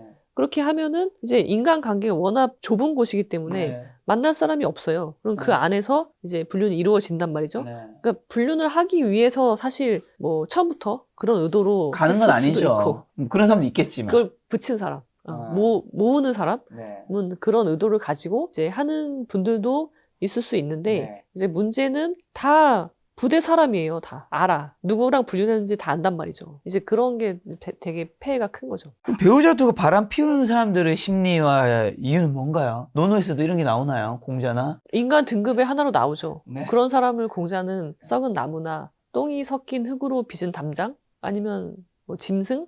다 나옵니다, 논어에. 표현들이 나오는데 그런 사람들하고 사실 관계를 끊을 수밖에 없는데 불륜도 뭐 여러 가지가 있죠. 네. 이성 간의 불륜도 있고 동성 불륜도 있고요. 그 다음에 트랜스젠더랑 불륜하시는 분도 있어요. 아니면 업소가는 업소녀랑 이제 뭐 사랑에 빠지는 분도 있고 다 보면은 질이 나쁘고 그러니까 공자의 표현에 의하면 원래 타고난 질도 나쁘지만 문도 나빠. 그거를 갈고 닦지도 않는 거예요. 그런 사람들인 거죠. 그런 행동을 하는 불륜을 한다는 사람들은. 네. 그럼 결혼 전에 바람필 사람이 좀 아는 방법이 있을까요? 뭐 관상이나 뭐 성격상의 특징이라든가. 저는 사실 관상이나 사주로는 그 사람의 미래를 알 수는 없다고 보고요. 전 사주는 안 믿고 솔직히 재미로는 보지만 저도 관상은 그래도 한 7, 80%는 좀 맞는 느낌. 이 사람이 그러니까 뭐 어떤 사람인지 몰라도 이 사람이 기본적으로 어떤 사람이겠구나 약간 이런 느낌 있잖아요. 이거 좋은 사람은 아니다. 그런 분들 있어요. 아버지가 불륜을 했어. 네. 그래서 우리 가정이 너무 힘들었어. 그래서 내 결혼의 조건은 무조건 불륜하지 않을 사람이야. 그런 분들이 있는데 그런 사람 없어요. 불륜하지 않을 사람이라는 건 존재하지 않는다는 거죠. 애초에. 제가 말씀드리고 싶은 거는 이 사람이 불륜을 할지 안 할지를 어떻게 알아볼 수 있냐라기보다는 그러니까 믿고 결혼을 하는 거기 때문에 신뢰를 하고 결혼을 하는 거잖아요. 근데 결혼 생활 중에 저 사람이 불륜을 했잖아요. 나는 어떻게 대처할 것인가에 관심을 가져야지 알 수가 없단 말이에요. 다요. 불륜 안 할 거라고 믿고 결혼을 해요. 네. 100%. 그렇죠. 누가 그런 사람과 결혼하겠어요. 아니, 심지어는 연애할 때 막 양다리 걸치고 내가 결혼식 하기 전에 사귀던 여자가 있던 걸 알아도 결혼하는 분이 있긴 있어요. 그거는 자기 욕심인 거죠. 극기봉래가 안 된 거고. 네. 결혼 생활 중에 누구라도 불륜할 수 있습니다. 네. 그러면 문제는 그렇다고 걔를 막 의심하고 그렇게 살 수는 없고요. 그냥 그런 일이 발생했을 때 나는 이걸 어떻게 대처할 것이냐. 인생의 질문은 거기에 있어야 된다는 거죠. 그럼 유부남 유부녀가 본능적으로 좀 끌리는 여자 남자 유형은 좀 어떻게 될까요? 끌린다고 해서 마음을 표현할 수는 없을 거예요. 그렇죠. 왜냐면 저 상대가 어떤 사람인지 모르는데 네. 내가 괜히 이렇게 했다가 불륜을 시도하는 게 되잖아요. 그래서 그러진 않을 거고 끌린다고 할 때는 상대도 가벼운 사람이라고 할까? 흘리고 다니는 사람들이 있어요. 그렇죠. 뭐 빈틈이 있어야 들어가지. 그러니까 나는 이런 사람이다. 은근히 이야기를 한다거나 암시를 줘요. 대시를 하라고. 그런 사람한테 그냥 넘어가는 거죠. 넘어간다기보다는 거의 합의죠. 불륜은 합의니까. 혹시 바람 잘 피는 직업이나 불륜 많은 직업 순위가 뭐 그 직업 때문에 그런 건 아니지만 오다 보면 그래도 특정 직업이 좀 많은 직업이 있긴 할 것 같아요. 사실 직업을 가리진 않는데 그래도 제가 경험했던 것 중에 가장 많이 있었던 거는 아무래도 1위는 의사 선생님. 의사 선생님들이 좀 불륜이 항상 이렇게 같이 이슈가 돼서 이혼으로 오시는 분들이 많더라고요. 이유가 뭘까요? 아무래도 여기는 근무 시간도 자유롭죠. 그리고 병원에서도 꼬시는 환자도 있어요. 적극적으로. 한자가 의사를. 네, 선생님을 막 꼬시는 그런 경우도 있고 경제적으로 부유하고 좀 그런 불륜을 할 수 있는 기회에 많이 노출이 되는 것 같아요. 또 뭐 의사분들이랑 간호사분들은 제가 듣기로는 생가사를 너무 많이 보다 보니까 그 선의 경계가 약간 무너질 때 있다는 표현하는 사람도 있더라고요. 근데 생가사를 다루시는 의사 선생님이 그렇게 많지 않을 텐데 보통은 동네 의원 같은 데 가면 그냥 네네. 그런 환자들이잖아요. 두 번째는 변호사 분들도 종종 있더라고요. 직업군으로 이제 특정한다면 그렇게가 좀 공무원도 있고 공무원도 많아요. 군인 되게 많네. 의사, 변호사, 군인, 그다음에 공무원 요 정도가 제가 다뤘던 사건 중에서는 가장 많았던 직업군인 것 같아요. 변호사는 이제 약간 뭐 개인의 성향이 많이 가미가 되었겠지만 변호사하고 변호사끼리 예를 들면 일을 굉장히 많이 하잖아요. 밤새서 일도 해야 되고 그러다 보면 뭐 더 친밀감을 느낄 수도 있고 야근을 많이 하다 보면 그리고 이제 어려운 이야기 사건 관련해서 뭐 이야기하다 보면은 더 이제 아내하고는 이야기할 수 없는 그런 것들이잖아요. 그런 면에서 더 친밀하게 될 수 있지 않을까라는 생각이 들고 공무원도 보면은요. 공무원이나 군인도 대부분은 이제 당직 같이 쓰고 그리고 군인은 오지에 있으니까 교통편이 마땅치 않잖아요. 그러면 카풀하면서 그냥 자연스럽게 불륜으로 넘어가는 카풀은 100% 불륜이라고 보시면 돼요. 카풀은 일단 예를 들면 초기에 카풀을 이제 행선지가 비슷하고 하다 보니까 이제 누군가가 제안할 수도 있잖아요. 그때는 사실 뭐 그걸 타려고 하는 사람도 제안하는 사람도 뭐 특별한 마음이 없었다 하더라도 이건 굉장히 위험하니까 막아야 되는 건가요? 그럼요. 사실 유부남, 유부녀가 된다는 건요. 해서는 안 될 짓이 있는 거예요. 결혼 안 한 사람과 똑같이 행동할 수 없거든요. 선의를 베풀 수 없는 거예요, 그거는. 근데 그런 짓을 한다? 그러면은 이미 마음에 그걸 열어놓은 거죠. 그리고 그 차를 탄다? 상대방도? 그러면 그 사람은 이미 카풀을 하는 순간 어느 정도 그런 이제 위험성을 다 감수하는 거죠. 만약에 내 남편이나 와이프가 집 근처에 누가 직장 동료가 있었던 거죠. 한 30분 거리에 또 직장이 있는 거예요. 같이 타고 가면 이제 경제적으로 너무 아끼고 좋아서 누군가 제안했는 거예요. 본인은 사실 진짜 아무 생각은 없어요. 그런 뭐 바람 이런 생각 없고 정말 너무 편하게 좋을 것 같아서. 그럼 이거를 말리는 게 당연한 거고 어떻게 말려요? 상대방이 왜 그렇게 생각해 너? 나는 정말 그냥 아끼려고 하는 건데. 그러면 약간 좀 나만 이상한 사람 되잖아요. 유소불이라고 해서요. 하지 않는 바가 있어야 돼요. 그 기준은 내가 세우는 거예요. 내가 배우자로서 기분이 나쁘잖아요. 그럼 그거는 상대방 배우자가 부부라면 하지 말아야 되는 거예요. 상대방이 기분이 나쁘다고 하는데 하잖아요. 그건 안 되는 거예요. 그건 내가 기준을 잡아야지 네. 누가 잡아줄 수 없어요. 여기저기 물어봐도 누구는 하라고 맞아. 하고 누구는 하지 말라고 하잖아요. 의미 없는 거예요. 내가 기분 나쁘면 내 기준이 맞는 거거든요. 네. 그러니까 자신이 있어야 돼요. 내 네. 기준에. 그래서 내가 이야기를 해. 카풀하지 마. 얘기했는데 상대방이 계속 하겠대. 그러면은 준비하셔야죠. 별걸 하셔야 돼요. 별걸해도 안 바뀌어? 그럼 네. 이혼하셔야 됩니다. 자, 그럼 바람피우는 남편 간의 사전 징조 같은 거 혹시 있나요? 바람피는 사람들은요, 뭐 두 가지 유형이 있는 것 같은데요. 기분이 너무 좋아. 일단 너무 행복해요. 삶의 활력소. 예. 그래서 집에 오면 막 콧노래를 불러요. 그리고 막 설거지도 막 해요. 그런 유형이 하나 있는가 하면 네. 너무 좋은 시간이 끝났잖아요. 네. 집에 오는 게 너무 싫은 거예요. 아, 그래서 막 평소보다 더 막 화를 내. 몸매가 왜 그러냐는 등 네. 그런 식의 이야기를 해. 네. 그러면은 이 두 가지 극단적인 케이스인데 남편이 평소와 다르게 그런 모습을 보인다. 불륜을 하고 있을 확률이 99%라고 봅니다. 보통은 외도하다 딱 걸린 분들이 있잖아요. 걸린 분들의 처음에 하는 핑계는 대부분 어떤 비슷한 패턴이 있을 것 같아요. 비슷하죠. 저는 이게 불륜 학원이 있지 않나 싶을 정도로 똑같아요. 똑같아. 보통은 처음에는 당황해요. 일단 당하겠지 당연히. 들켰다는 것에 대해서 당황해요. 언제부터 알았을까? 네. 그리고 이제 처음에는 미안하다고 하죠. 당하고 미안해. 일반적이라면. 이렇게 하지도 않는 사람도 있긴 있어요. 대놓고 막 하는 사람 맘대로 해라. 뭐 이혼해. 뭐 그런 분도 있긴 한데. 근데 이게 오래 안 가요. 미안한 마음이. 네. 한 달도 안 가는 것 같아요. 좀 있다 보면 야 그만 좀 얘기해. 네. 그리고 너 이제 여기저기서 이제 이야기를 듣겠죠? 너도 뭐 잘한 거 없잖아. 라는 식으로 이야기하면서 이혼해 그래. 이혼할 거 아니면 이제 그만 얘기해. 그렇게 나온단 말이에요. 네네. 그리고 상간녀한테 절대 연락하지 마. 상간녀한테 연락하면 나 이혼할 거야. 오히려 그런 식으로 그렇게 나오는 사람들이 많이 있죠. 잘못된 행동이겠죠 다 당연히. 당연히 잘못됐고요. 그러니까는 불륜이 발생했을 때 내가 어떻게 대처해야 될 것인지에 집중하지 않으면 넘어가요. 이게 시간이 별로 길지 않거든요. 한 2, 3개월만 지나면요. 내가 이 이야기를 더 이상 할 수 없는 상태가 돼요. 그래서 빨리 이거를 이야기하고 처리할 거 해야 된단 말이죠. 자, 불륜이 발견됐어. 첫 번째 해야 될 일, 먼저 증거 수집해야죠. 증거 안 하고 이야기하시는 분들이 있는데 아니 누가 인정을 하겠어요 그걸.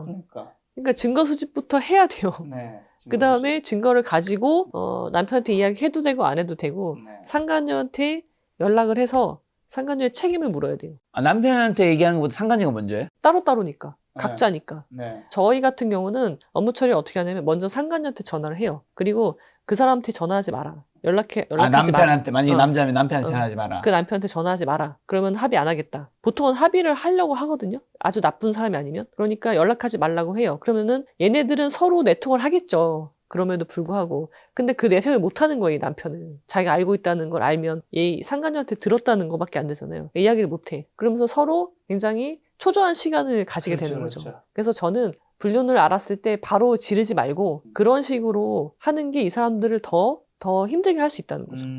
상간녀랑 합의가 되면 합의금을 받고 합의서를 쓰면 되고 합의가 안 되면 상간녀 소송을 하면 돼요. 그러니까 이것과 남편에 대한 책임을 결부시킬 필요가 없단 말이에요. 별개로 가야 돼요. 그리고 내가 상간녀 소송을 할 때 남편의 태도를 봐야 돼요. 남편이 만약에 뭐 그렇게까지 하냐 뭐 그런 식으로 상간녀를 두둔하면 이건 이혼해야 되는 거고요. 그렇죠.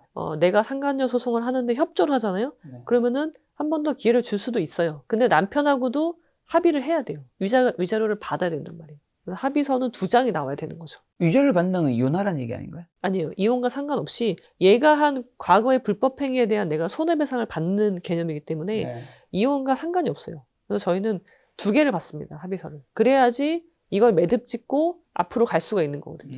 왜냐면 합의를 한다는 거는 내가 앞으로 이 일로 말을 할 수 없다는 거예요. 근데 이거 굉장히 가혹한 거거든요. 그러니까 내 상처가 치유될 때까지 이 사람한테 합의서를 받고 합의금을 받지 않으면 나만 병들어요, 나만.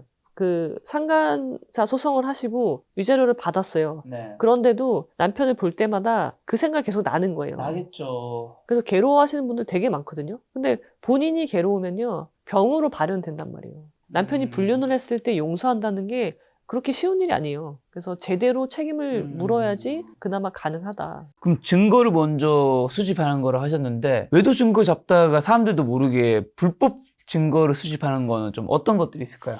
대부분은 이제 녹음기를 몰래 차에 넣어놔. 아니면 옷에다 달아놔. 위치 추적기. 그런 것들 다 불법이죠. 녹음기는 이제 둘이 같이 대화하고 있는 거 녹음해도 말 안 해도 녹음해도 상관없잖아요. 그건 괜찮죠. 근데 내가 없는데 타인 간의 대화를 녹음하면 그건 불법이란 말이에요. 감청, 도청이 되는 거고. 그다음에는 뭐 휴대폰 몰래 보는 것도 이게 되게 애매하다면서요. 번호를 열어서 보느냐 그냥 우연찮게 열려있길래 받느냐. 그러니까 사실 휴대폰에 모든 정보가 있기 때문에 사실 그걸 봐야죠. 예, 불륜의 증거는 휴대폰이 아니고는 알 수가 없어요. 맞아요. 다 뭐 발뺌할 텐데. 예, 그래서 휴대폰을 결국은 보는데 뭐 지문 인식이면 남편이 자고 있을 때 누르거나 아니면 비번을 막 조합해서 열었어. 보통 그렇게 해요. 근데 그걸 제출할 때 그렇게 이야기하지 않죠. 말은 보통 다르게 해야 된다. 그죠? 다르게 해야죠. 적법하게 취득한 것으로. 왜냐면 어차피 몰라요. 내가 말하지 않는 이상 그렇지. 증명할 수 없기 때문에 네. 그런 식으로 해서 합법화를 시키는 거죠. 그리고 녹음이라는 것도 불법 녹음이야. 근데 그걸 통해서 얘네가 뭐 어디를 갔다, 모텔을 갔어. 예를 들어서. 그럼 그 모텔이 특정이 되잖아요. 그럼 그 모텔에 증거보전 신청을 하는 거예요. 그러면은 적법한 증거를 받게 되는 거잖아요. 법원을 통해서. 대신 녹음했다는 얘기는 하면 안 돼요. 그죠. 그거는 이제 잘 예쁘게 포장해서 불법이 아닌 것으로 이제 만들어야 되는 주로 거죠. 불륜 증거 잡는 방법은 일단 휴대폰은 당연히 적법 절차에 따라서 적법하게 예, 수집하셔야 되고요. 봐야 되고 그럼 봤을 때 이게 휴대폰이면 내 휴대폰으로 이걸 이렇게 찍어야 되는 건가 아니면 여기서 스캔해서 나한테 보내야 되는 건가요? 뭐 어떻게 해야 되는 거예요? 편한 대로. 둘 다 상관없어요? 네, 상관없어요. 어떤 분은 그거를 이렇게 동영상으로 찍으시는 분도 있는데 넘기면서 네, 동영상이 좀 보기는 불편하긴 한데 네. 빨리 하려면 그렇게라도 해야죠. 그리고 난 다음에는 그다음에 차량 블랙박스를 확인할 수 있을 거고 대표적으로 또 녹음기는 위험하긴 한데요. 이제 네. 우리가 그럴 수도 있잖아요. 네. 같이 남편이랑 나랑 같이 타는 차야. 네. 나도 사용해. 어. 근데 내가 녹음기 흘렸네? 그죠. 내가 핸드폰을 흘리고 왔는데 그 녹음 기능이 켜져 있었던 거예요. 그런 경우들은 종종 있죠. 그런 경우도 실수에서 발생한 그리고 뭐 예를 들면 탐정 쓰시는 분들도 있잖아요. 탐정을 많이 쓰시죠. 탐정 자체는 불법이죠. 누군가를 추적하고 하는 거니까. 사실 저는 탐정 분들이 어떻게 일하시는지 모르겠어요. 그건 제가 알 수가 없고. 근데 아무튼 증거를 갖고 오시니까 그거를 탐정을 써서 갖고 오신 건지 본인이 정말 우연히 지나가다 우연히 그걸 이야기할 때 카페, 내가 그죠? 우연히 본 거 찍은 것처럼 해야 한다면서요? 카페에 둘이 있는 걸 내 지인이 마침 그 자리를 지나가다가 찍어서 나한테 보내준 것일 수도 있잖아요. 그렇게 해서 이제 수집이 되는 거죠. 변호사님 뭐 답은 다 해주셨다고 생각합니다. 그 기혼자랑 기혼자가 외도하는 경우까지는 뭐 오케이 뭐 잘못했지만 그런 경우 있다서 치는데 미혼이 기혼자 외도하는 경우 있잖아요. 있죠. 야 저는 뭐 오케이 기혼이 미혼을 꼬신 거 그래 거기까지도 뭐 잘못했지만 그래 뭐씨 근데 도대체 미혼은 왜? 저도 뭐 지인들 중에서 여동생도 있고 뭐 동갑 친구도 있고 누나도 있을 거잖아요. 기혼은 그냥 딱 뭔가 차단막이 딱 내려와서 왜냐면 그게 사회적인 기본 법적 테두리인 거잖아요. 근데 이거를 넘어서는 사람이 있더라고요. 그러니까 처음에는요, 저도 이제 20대 때 저희 학교 선배, 여자 선배가 유부남이랑 불륜하는 걸 봤어요. 불륜이에요, 불륜. 근데 본인은 불륜이라고 생각 안 해요. 사랑이에요? 네, 사랑이에요. 사랑인데 굉장히 애틋해. 그래서 드라마의 여자 주인공이 되어 있더라고요. 우리는 이건 정말 사랑인데 장애가 있는 거죠. 장애물이 있어서 이 사랑이 이루어지지 못해서 너무 슬프다. 어떻게 됐어요?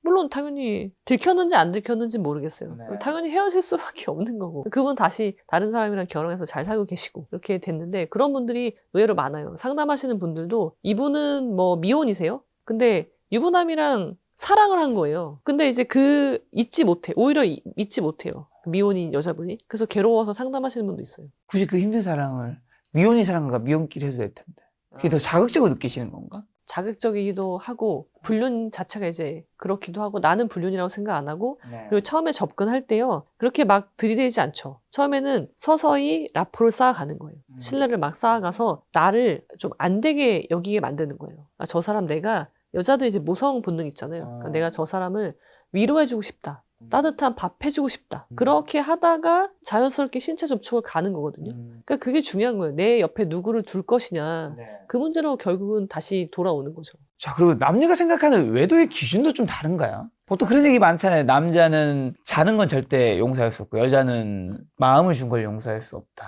그런 것도 있고요. 네. 제가 생각하는 외도의 개념이 네. 다른데 남편이 불륜을 했어요? 그러면은 추궁을 하잖아요. 네. 그럼 남자분들이 대부분 하는 변명이 네가 생각하는 그런 관계 아니야.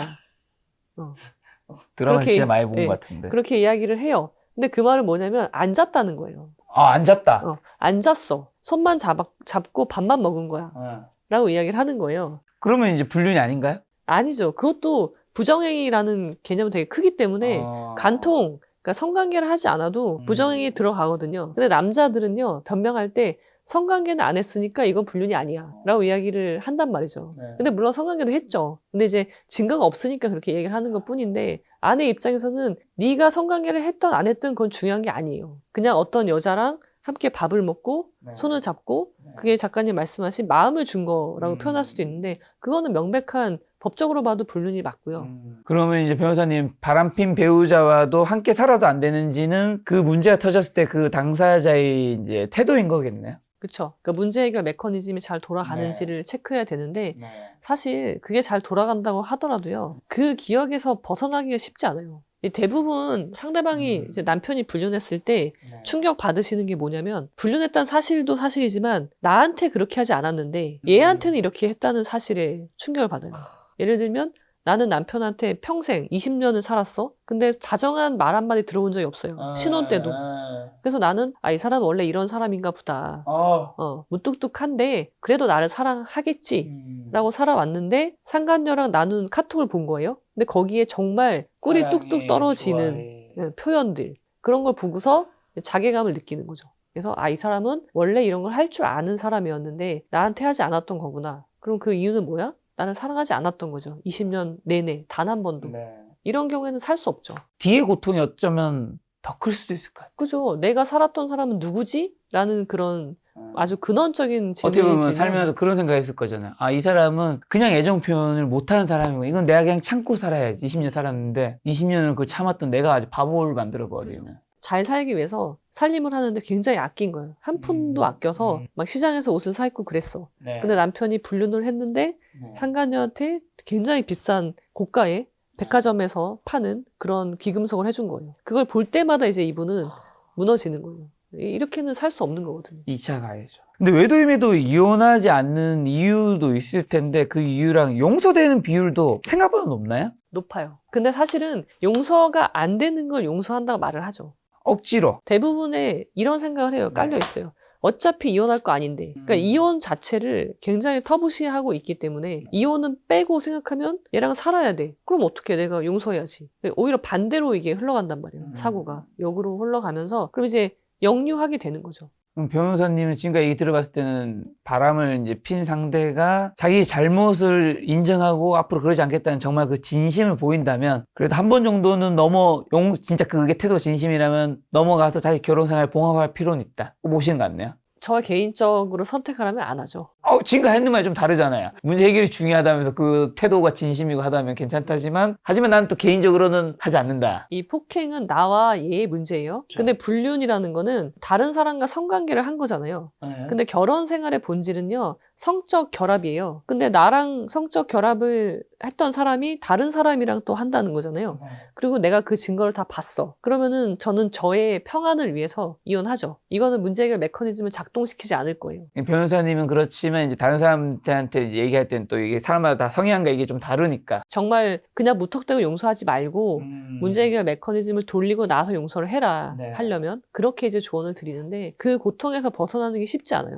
맞습니다. 저도 뭐 결혼은 아니지만 예전에 여자친구가 있었는데 그 친구의 이제 목격한 거죠. 바람을.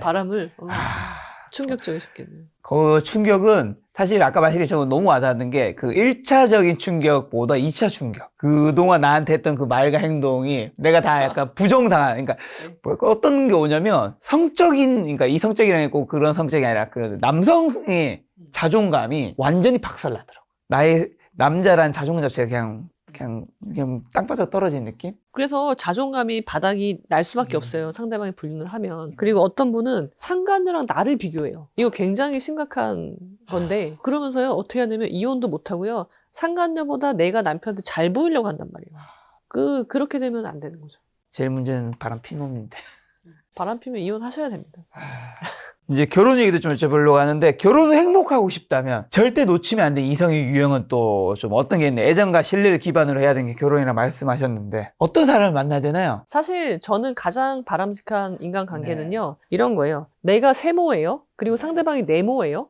근데 이걸 알아야 되겠죠. 아, 나는 세모구나를 알아야 되고 상대방은 네모구나를 알아야 돼요. 세모랑 네모가 합쳐지는 게 결혼이죠. 그러면은 튀어나오는 부분이 있을 거잖아요. 겹치는 부분도 있지만 그렇죠. 그 튀어나오는 부분을 그대로 인정해 주는 거, 그게 이상적인 결혼이라고 생각을 해요. 근데 어떤 사람들은 그걸 꾸겨 넣으려고 그래요. 튀어나온 부분을 내가 세모면 거기서 튀어나온 네모를 깎아서 없애버리려고 하거든요. 이러면은 이제 결국은 한쪽이 계속 희생하고 참는 결혼 관계가 되는데, 그러면 결국 그 세모한테도 좋지 않단 말이에요. 그래서 결혼은 희생이 아닙니다. 결혼은 둘이 함께 성장하는 것이 결혼이지 누가 하나 참고 인내하고 희생하는 게 결혼이 아니다. 그래서 그런 사람을 만나야 돼요. 근데 그러려면 내가 먼저 서야 되고 그리고 서 있는 사람을 만나야 되는 거죠. 그리고 이혼하기 싫으면 반드시 피해야 되는 이성의 유형, 아까 전에 계속 말씀하신 9등급 배우자. 9등급 피해야 됩니다. 문제를 인식도 못하고 해결하려고 하는 의지조차 없는 분들. 그 다음에 그럼 오늘 이야기는 별로 안 하셨어요. 경제적인 거. 경제적인 조건. 결혼에 미치는 영향 어느 정도인가요? 사실 저는 결혼 전에 미치는 영향보다 결혼 후가 훨씬 큰 것 같아요. 결혼 전에는 있으면 플러스죠. 좋게 보지. 근데 그것만은 절대 결혼하지 않아. 근데 결혼 후에는 이제 당연히 이성적인 이런 것들은 어쨌든 매력도는 당연히 떨어지는 게 당연한 거잖아요. 근데 그 모든 거에 관여하는 게 사실 돈이니까. 사실 경제적인 이야기는 할 필요가 없어서. 할 필요가 없다고요? 네. 왜냐면 너무 기본이니까. 너무나 우리가 자본주의 사회에 살잖아요. 네. 그럼 경제적인 능력이 없으면 살 수가 없죠. 그러니까 이건 기본이에요. 경제적인 능력이 없는 사람이 결혼하려고 하면 안 된다고 보는데 내 경제적인 능력은 둘 다 있어야 되는 거죠. 지금 내가 돈이 얼마 있냐 없냐의 문제가 아니라 물론 이제 그것도 중요하죠. 당연히 둘이 살 집부터 마련해야 되는데 부모님한테 도움 받을 수도 있겠지만 그것도 사실 뭐 능력이죠. 그것도 자산이 되는 거죠. 도움을 받는다고 하더라도 그럼 앞으로 경제 활동을 어떻게 할 건지 그런 것에 대한 깊은 고민이 있어야죠. 미리 이야기를 해야 된단 말이에요. 근데 우리는 어떻게 하냐면 대충 이제 계산을 잘 못해요. 대충 혼자 머리를 굴려요. 저 사람이 직업이 뭐니까 월급이 이 정도 되겠지? 나이가 저 정도 됐으니까 이 정도 모아놨겠지? 혼자 계산을 막 해. 그리고 부모님이 결혼 전에 얼마인지 듣고 놀래죠. 그렇죠. 부모님이 직업이 이거니까 연금 이렇게 받으시겠지? 혼자 머리를 막 굴려. 결혼했어. 근데 알고 봤더니 얘가 빚이 있는 거예요. 그럼 이제 어떻게 할 거예요? 이혼할 수 없잖아요. 그러니까 결혼하기 전에 상대방이 화를 내면 어떡하지? 그거 걱정하지 말고 다 까야 돼요, 일단. 이거를 까지 못한다? 그러면 신뢰가 없는 거예요, 서로 간에. 결혼하시면 안 돼요. 그리고 결혼은 이렇게 또 생각을 하세요. 결혼하고 나서 가장 모든 것이 최적화된 상태를 상정해요, 사람들이. 맞아.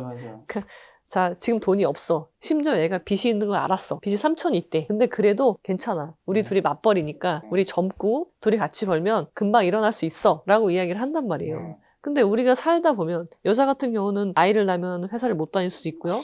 그리고 뭐 산후 우울증이 올 수도 있고요. 아이가 아플 수도 있어요. 그럼 한 사람이 경제활동을 못 할 수도 있어요. 그것도 상정해서 계산이라는 건, 예측이라는 건 최악의 경우를 예측해야지 모든 게 최적화된 상태를 예측하고 결혼을 한단 말이에요. 그러면은 막상 그런 일이 닥쳤을 때 조금이라도 최적화된 조건이 안 되면 무너진단 말이에요. 그래서 안 됩니다. 경제적인 것들 이런 거 다 까는데 말씀해 주셨는데 요즘에는 생활비 각자 모아가지고 각자 소득을 모르는 경우도 많잖아요. 그러면 이제 두고 해야지. 일단 생활비를 이렇게 뭐 100만 원씩 모아서 쓰는, 그러니까 같이 통장을 합치지 않은 거. 두 번째, 서로의 소득을 모르는 경우도 있더라고요. 이런 경우는 어떻게 보세요? 요즘 많이 그러는 것 같은데요.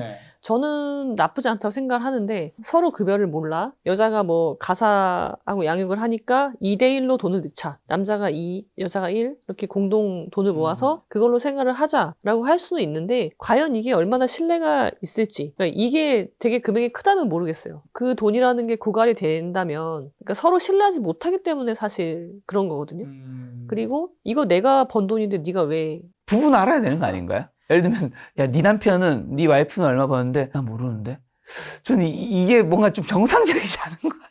그리고 이혼을 하게 되면요. 결국은 그렇게 했어도 재산 분할의 대상이 되기 때문에 결혼하지 않으시는 게 좋지 않을까. 요즘 트렌드는 어쨌든 생활비도 모으고 소득도 좀 공개 안 하는 경우도 있지만 그래도 하는 게 서로의 신뢰에 도움이 될 것이다. 최소한 결혼할 때는요. 자산을 다 까야 돼요. 빚이 얼마고 그리고 여러분 빚이 중요한 게 아니에요. 빚을 알고 싶은 거는 빚이 1,000만 원이다. 근데 뭐 시부모님이 해주셨어. 그럼 해결된 거야. 그게 아니고 그 빚을 지게 된 원인을 살펴봐야 된단 말이에요. 그렇죠. 그걸 알려고 그런 자산을 공개하는 거지. 그러니까 중요한 거는 이거예요. 지금 돈이 없을 수도 있어요. 네. 근데 성공할 수 있어요. 성장. 네. 할 수 있단 말이에요. 근데 그거는 말과 행동을 보면 알 수 있거든요.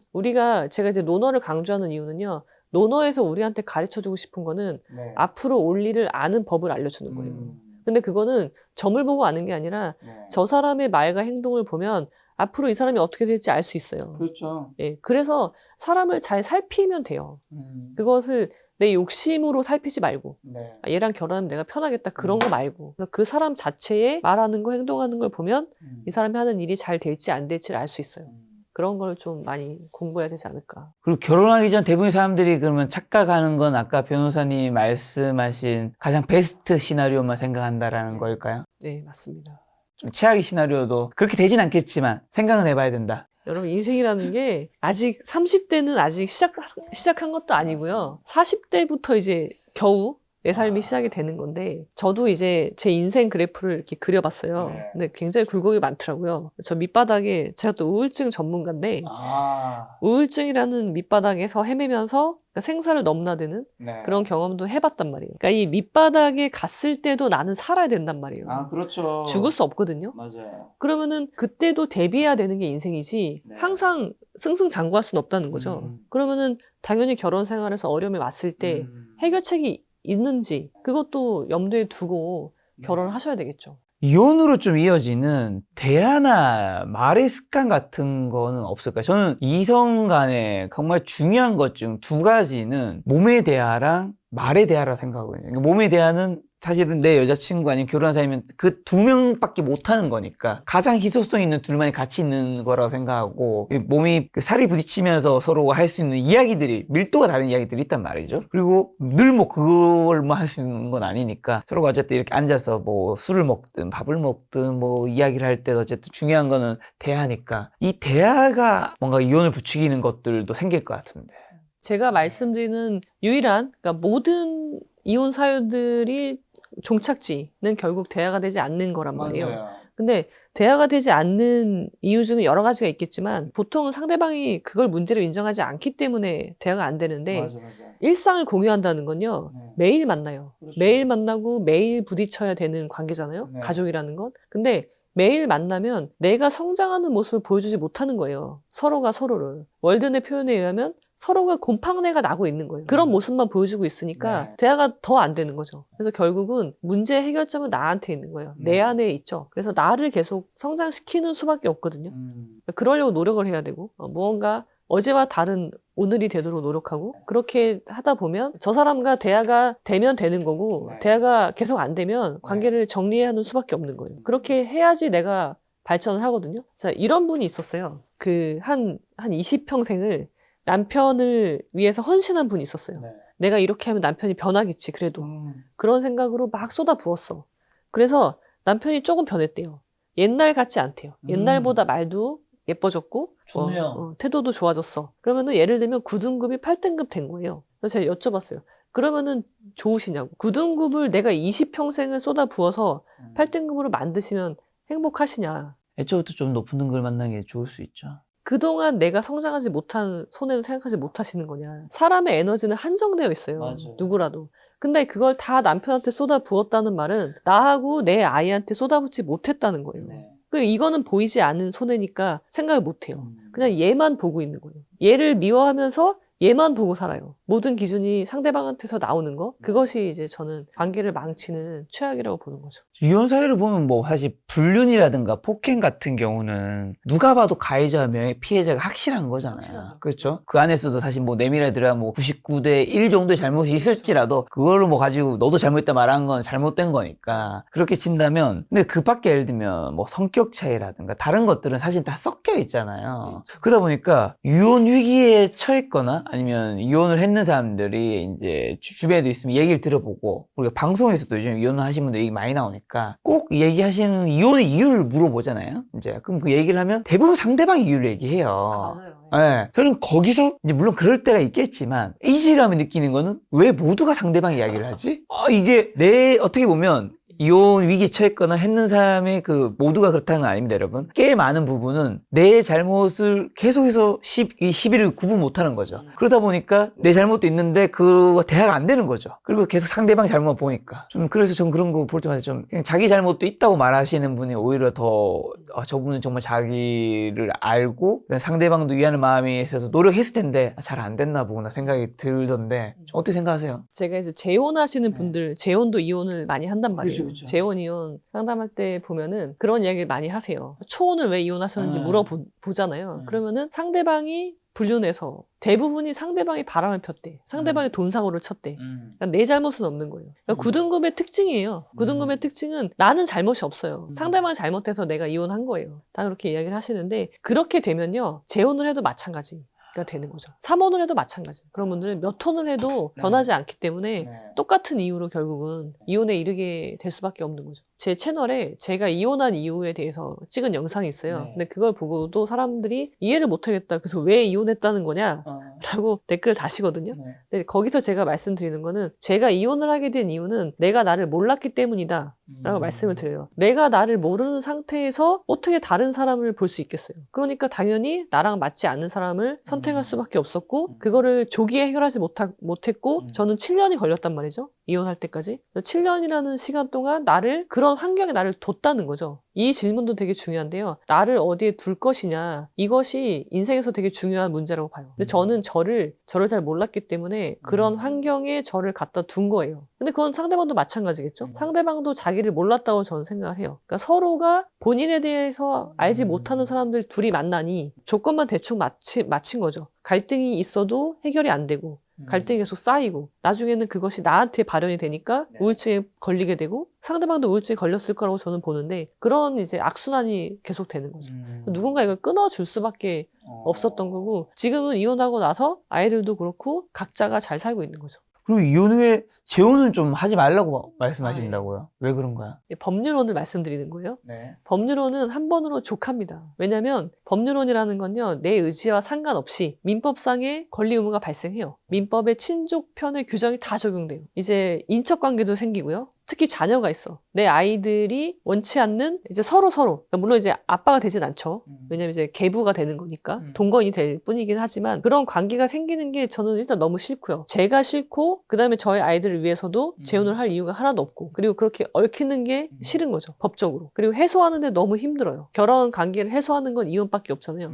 그래서 그것도 너무 힘들고, 한번 결혼이라는 건 한번 해볼 수는 있다고 생각하는데 두 번 할 것은 아니다. 만약에 이제 어떤 분이 있는데 이혼을 했어요. 근데 애가 없어요. 그러면 재혼해도 되는 거예요? 자녀가 없는 분은 출산을 하기 위해서 재혼을 할 수도 있다고 생각해요. 두 분 다 이제 자녀가 없는 경우에요. 한쪽이라도 있으면 안 돼요. 왜냐면 내가 그 아이의 엄마가 돼줄 수 없거든요. 이게 현실적으로 쉽지 않은 부분들이 있으니까. 내가 할 수 없는 거를 자꾸 나는 할 수 있어라고 생각하면 안 돼요. 그러니까 나는 신이 아닌데 자꾸 신과 같은 사랑을 베풀려고 하다 보면 내 인생을 못 산다는 거죠. 그거 위선입니다, 위선.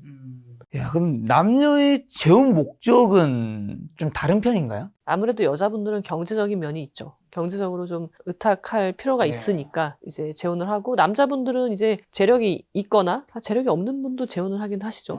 재력이 있는 남자분들 같은 경우는 이제 뭐 외롭기도 하고, 뭐 같이 밥 먹고 생활을 할 사람이 필요하니까 결혼을 하기도 하고, 아니면 여자분이 돈이 많은 분들은요, 좀 재력과 상관없이 그냥 외로워서 반대로 그렇게 재혼하시는 분들도 있죠. 재혼을 사례를 보시면 재혼을 하면 잘 살아가나요? 아니면 다시 이혼을 하는 케이스가 많나요? 사실 재혼 이혼은 더 어려워하세요. 재혼 이혼을 더 어려워해요. 내가 한 번 이혼을 했을 때는 상대방 탓을 할 수 있어요. 근데 내가 또 이혼을 해? 그러면 내 탓일 확률이 꽤 높아지죠. 그죠? 주변에서 내가 이상한 사람인가? 나도 그렇게 생각을 하고.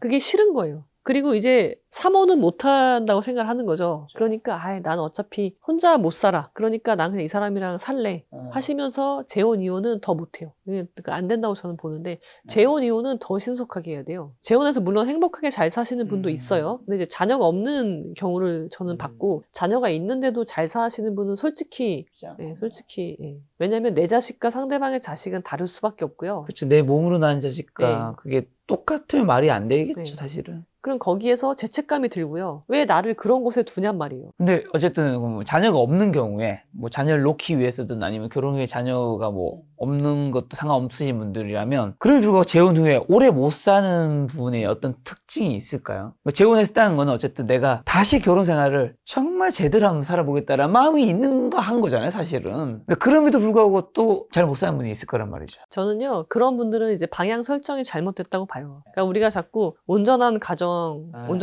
하는데, 내가 지금 불행한 건요, 이혼했기 때문이 아니에요. 많은 사람들이 이혼한 사람이 불행하게 살면요, 이혼해서 그래 라고 하지만 그게 아닌 거죠. 이혼하고 나서는 무엇이냐면 진짜 내 삶이 시작되는 거예요. 그래서 진짜 내가 만들어가는 건데, 내가 그걸 못 만든 것 뿐이에요. 이런 분은요, 이혼 안 했어도 불행해요. 결혼이 행복이 아니고 이혼이 불행이 아닌데, 이혼하신 분들은 내가 불행한 이유를 이혼해서 찾는 거예요. 그럼 되게 편해요. 내 탓이 아니거든요. 이혼한 건 제 탓이니까 내가 불행한 건 제 탓이죠. 그러니까 나는 다시 결혼만 하면 되는 거예요.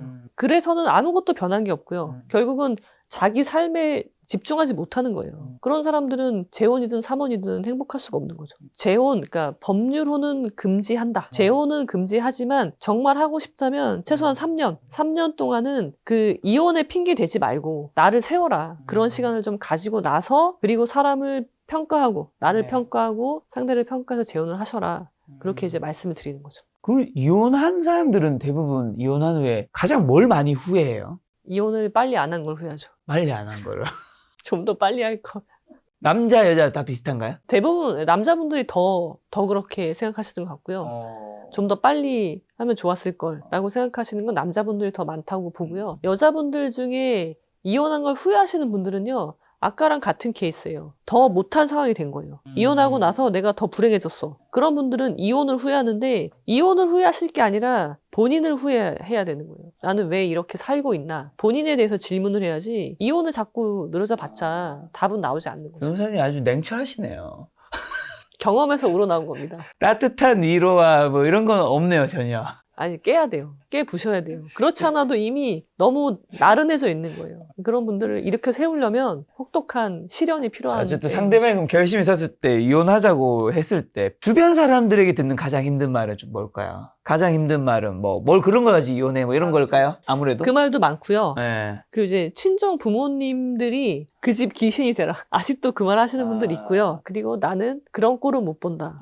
라고 하는 분도 있고, 여러 가지 분들이 있는데, 대부분 많이 하는 게 뭐 그런 걸로 이혼하냐, 그거 얘기하시는데, 물어볼 필요가 없어요. 이거 나 이혼해도 돼? 이런 사유로 이혼해도 돼를 물어볼 필요가 없는데, 내가 판단하는 거예요, 내가. 그 고통의 크기는 나만 알고요. 자, 고통의 크기를 1에서 10으로 두면요, 1이야. 1 정도의 갈등이 있어요. 근데 1이 계속 쌓이잖아요? 그럼 10이 되는 거예요. 근데 나한테는 그게 10인데 남들한테는 1로 보이는 거죠.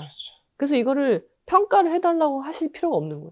그리고 그런 사유로 이혼해도 됩니다. 이혼이라는 거는 사실 제도권에 들어올 만한 건 아니에요. 왜냐면 사람의 마음이거든요. 법률원의 의무는 성적 결합이기 때문에 동거 의무가 있어요. 내가 싫은 사람이랑 동거할 수 있어요? 없어요. 근데 법은 그걸 막아요. 동거하라고 해요. 동거 안 하잖아요? 동거 심판 청구라는 걸 할 수 있습니다. 그럼 법원이 정해줘요. 어디에서 둘이 살으라고. 이렇게 굉장히 폭력적인 거거든요.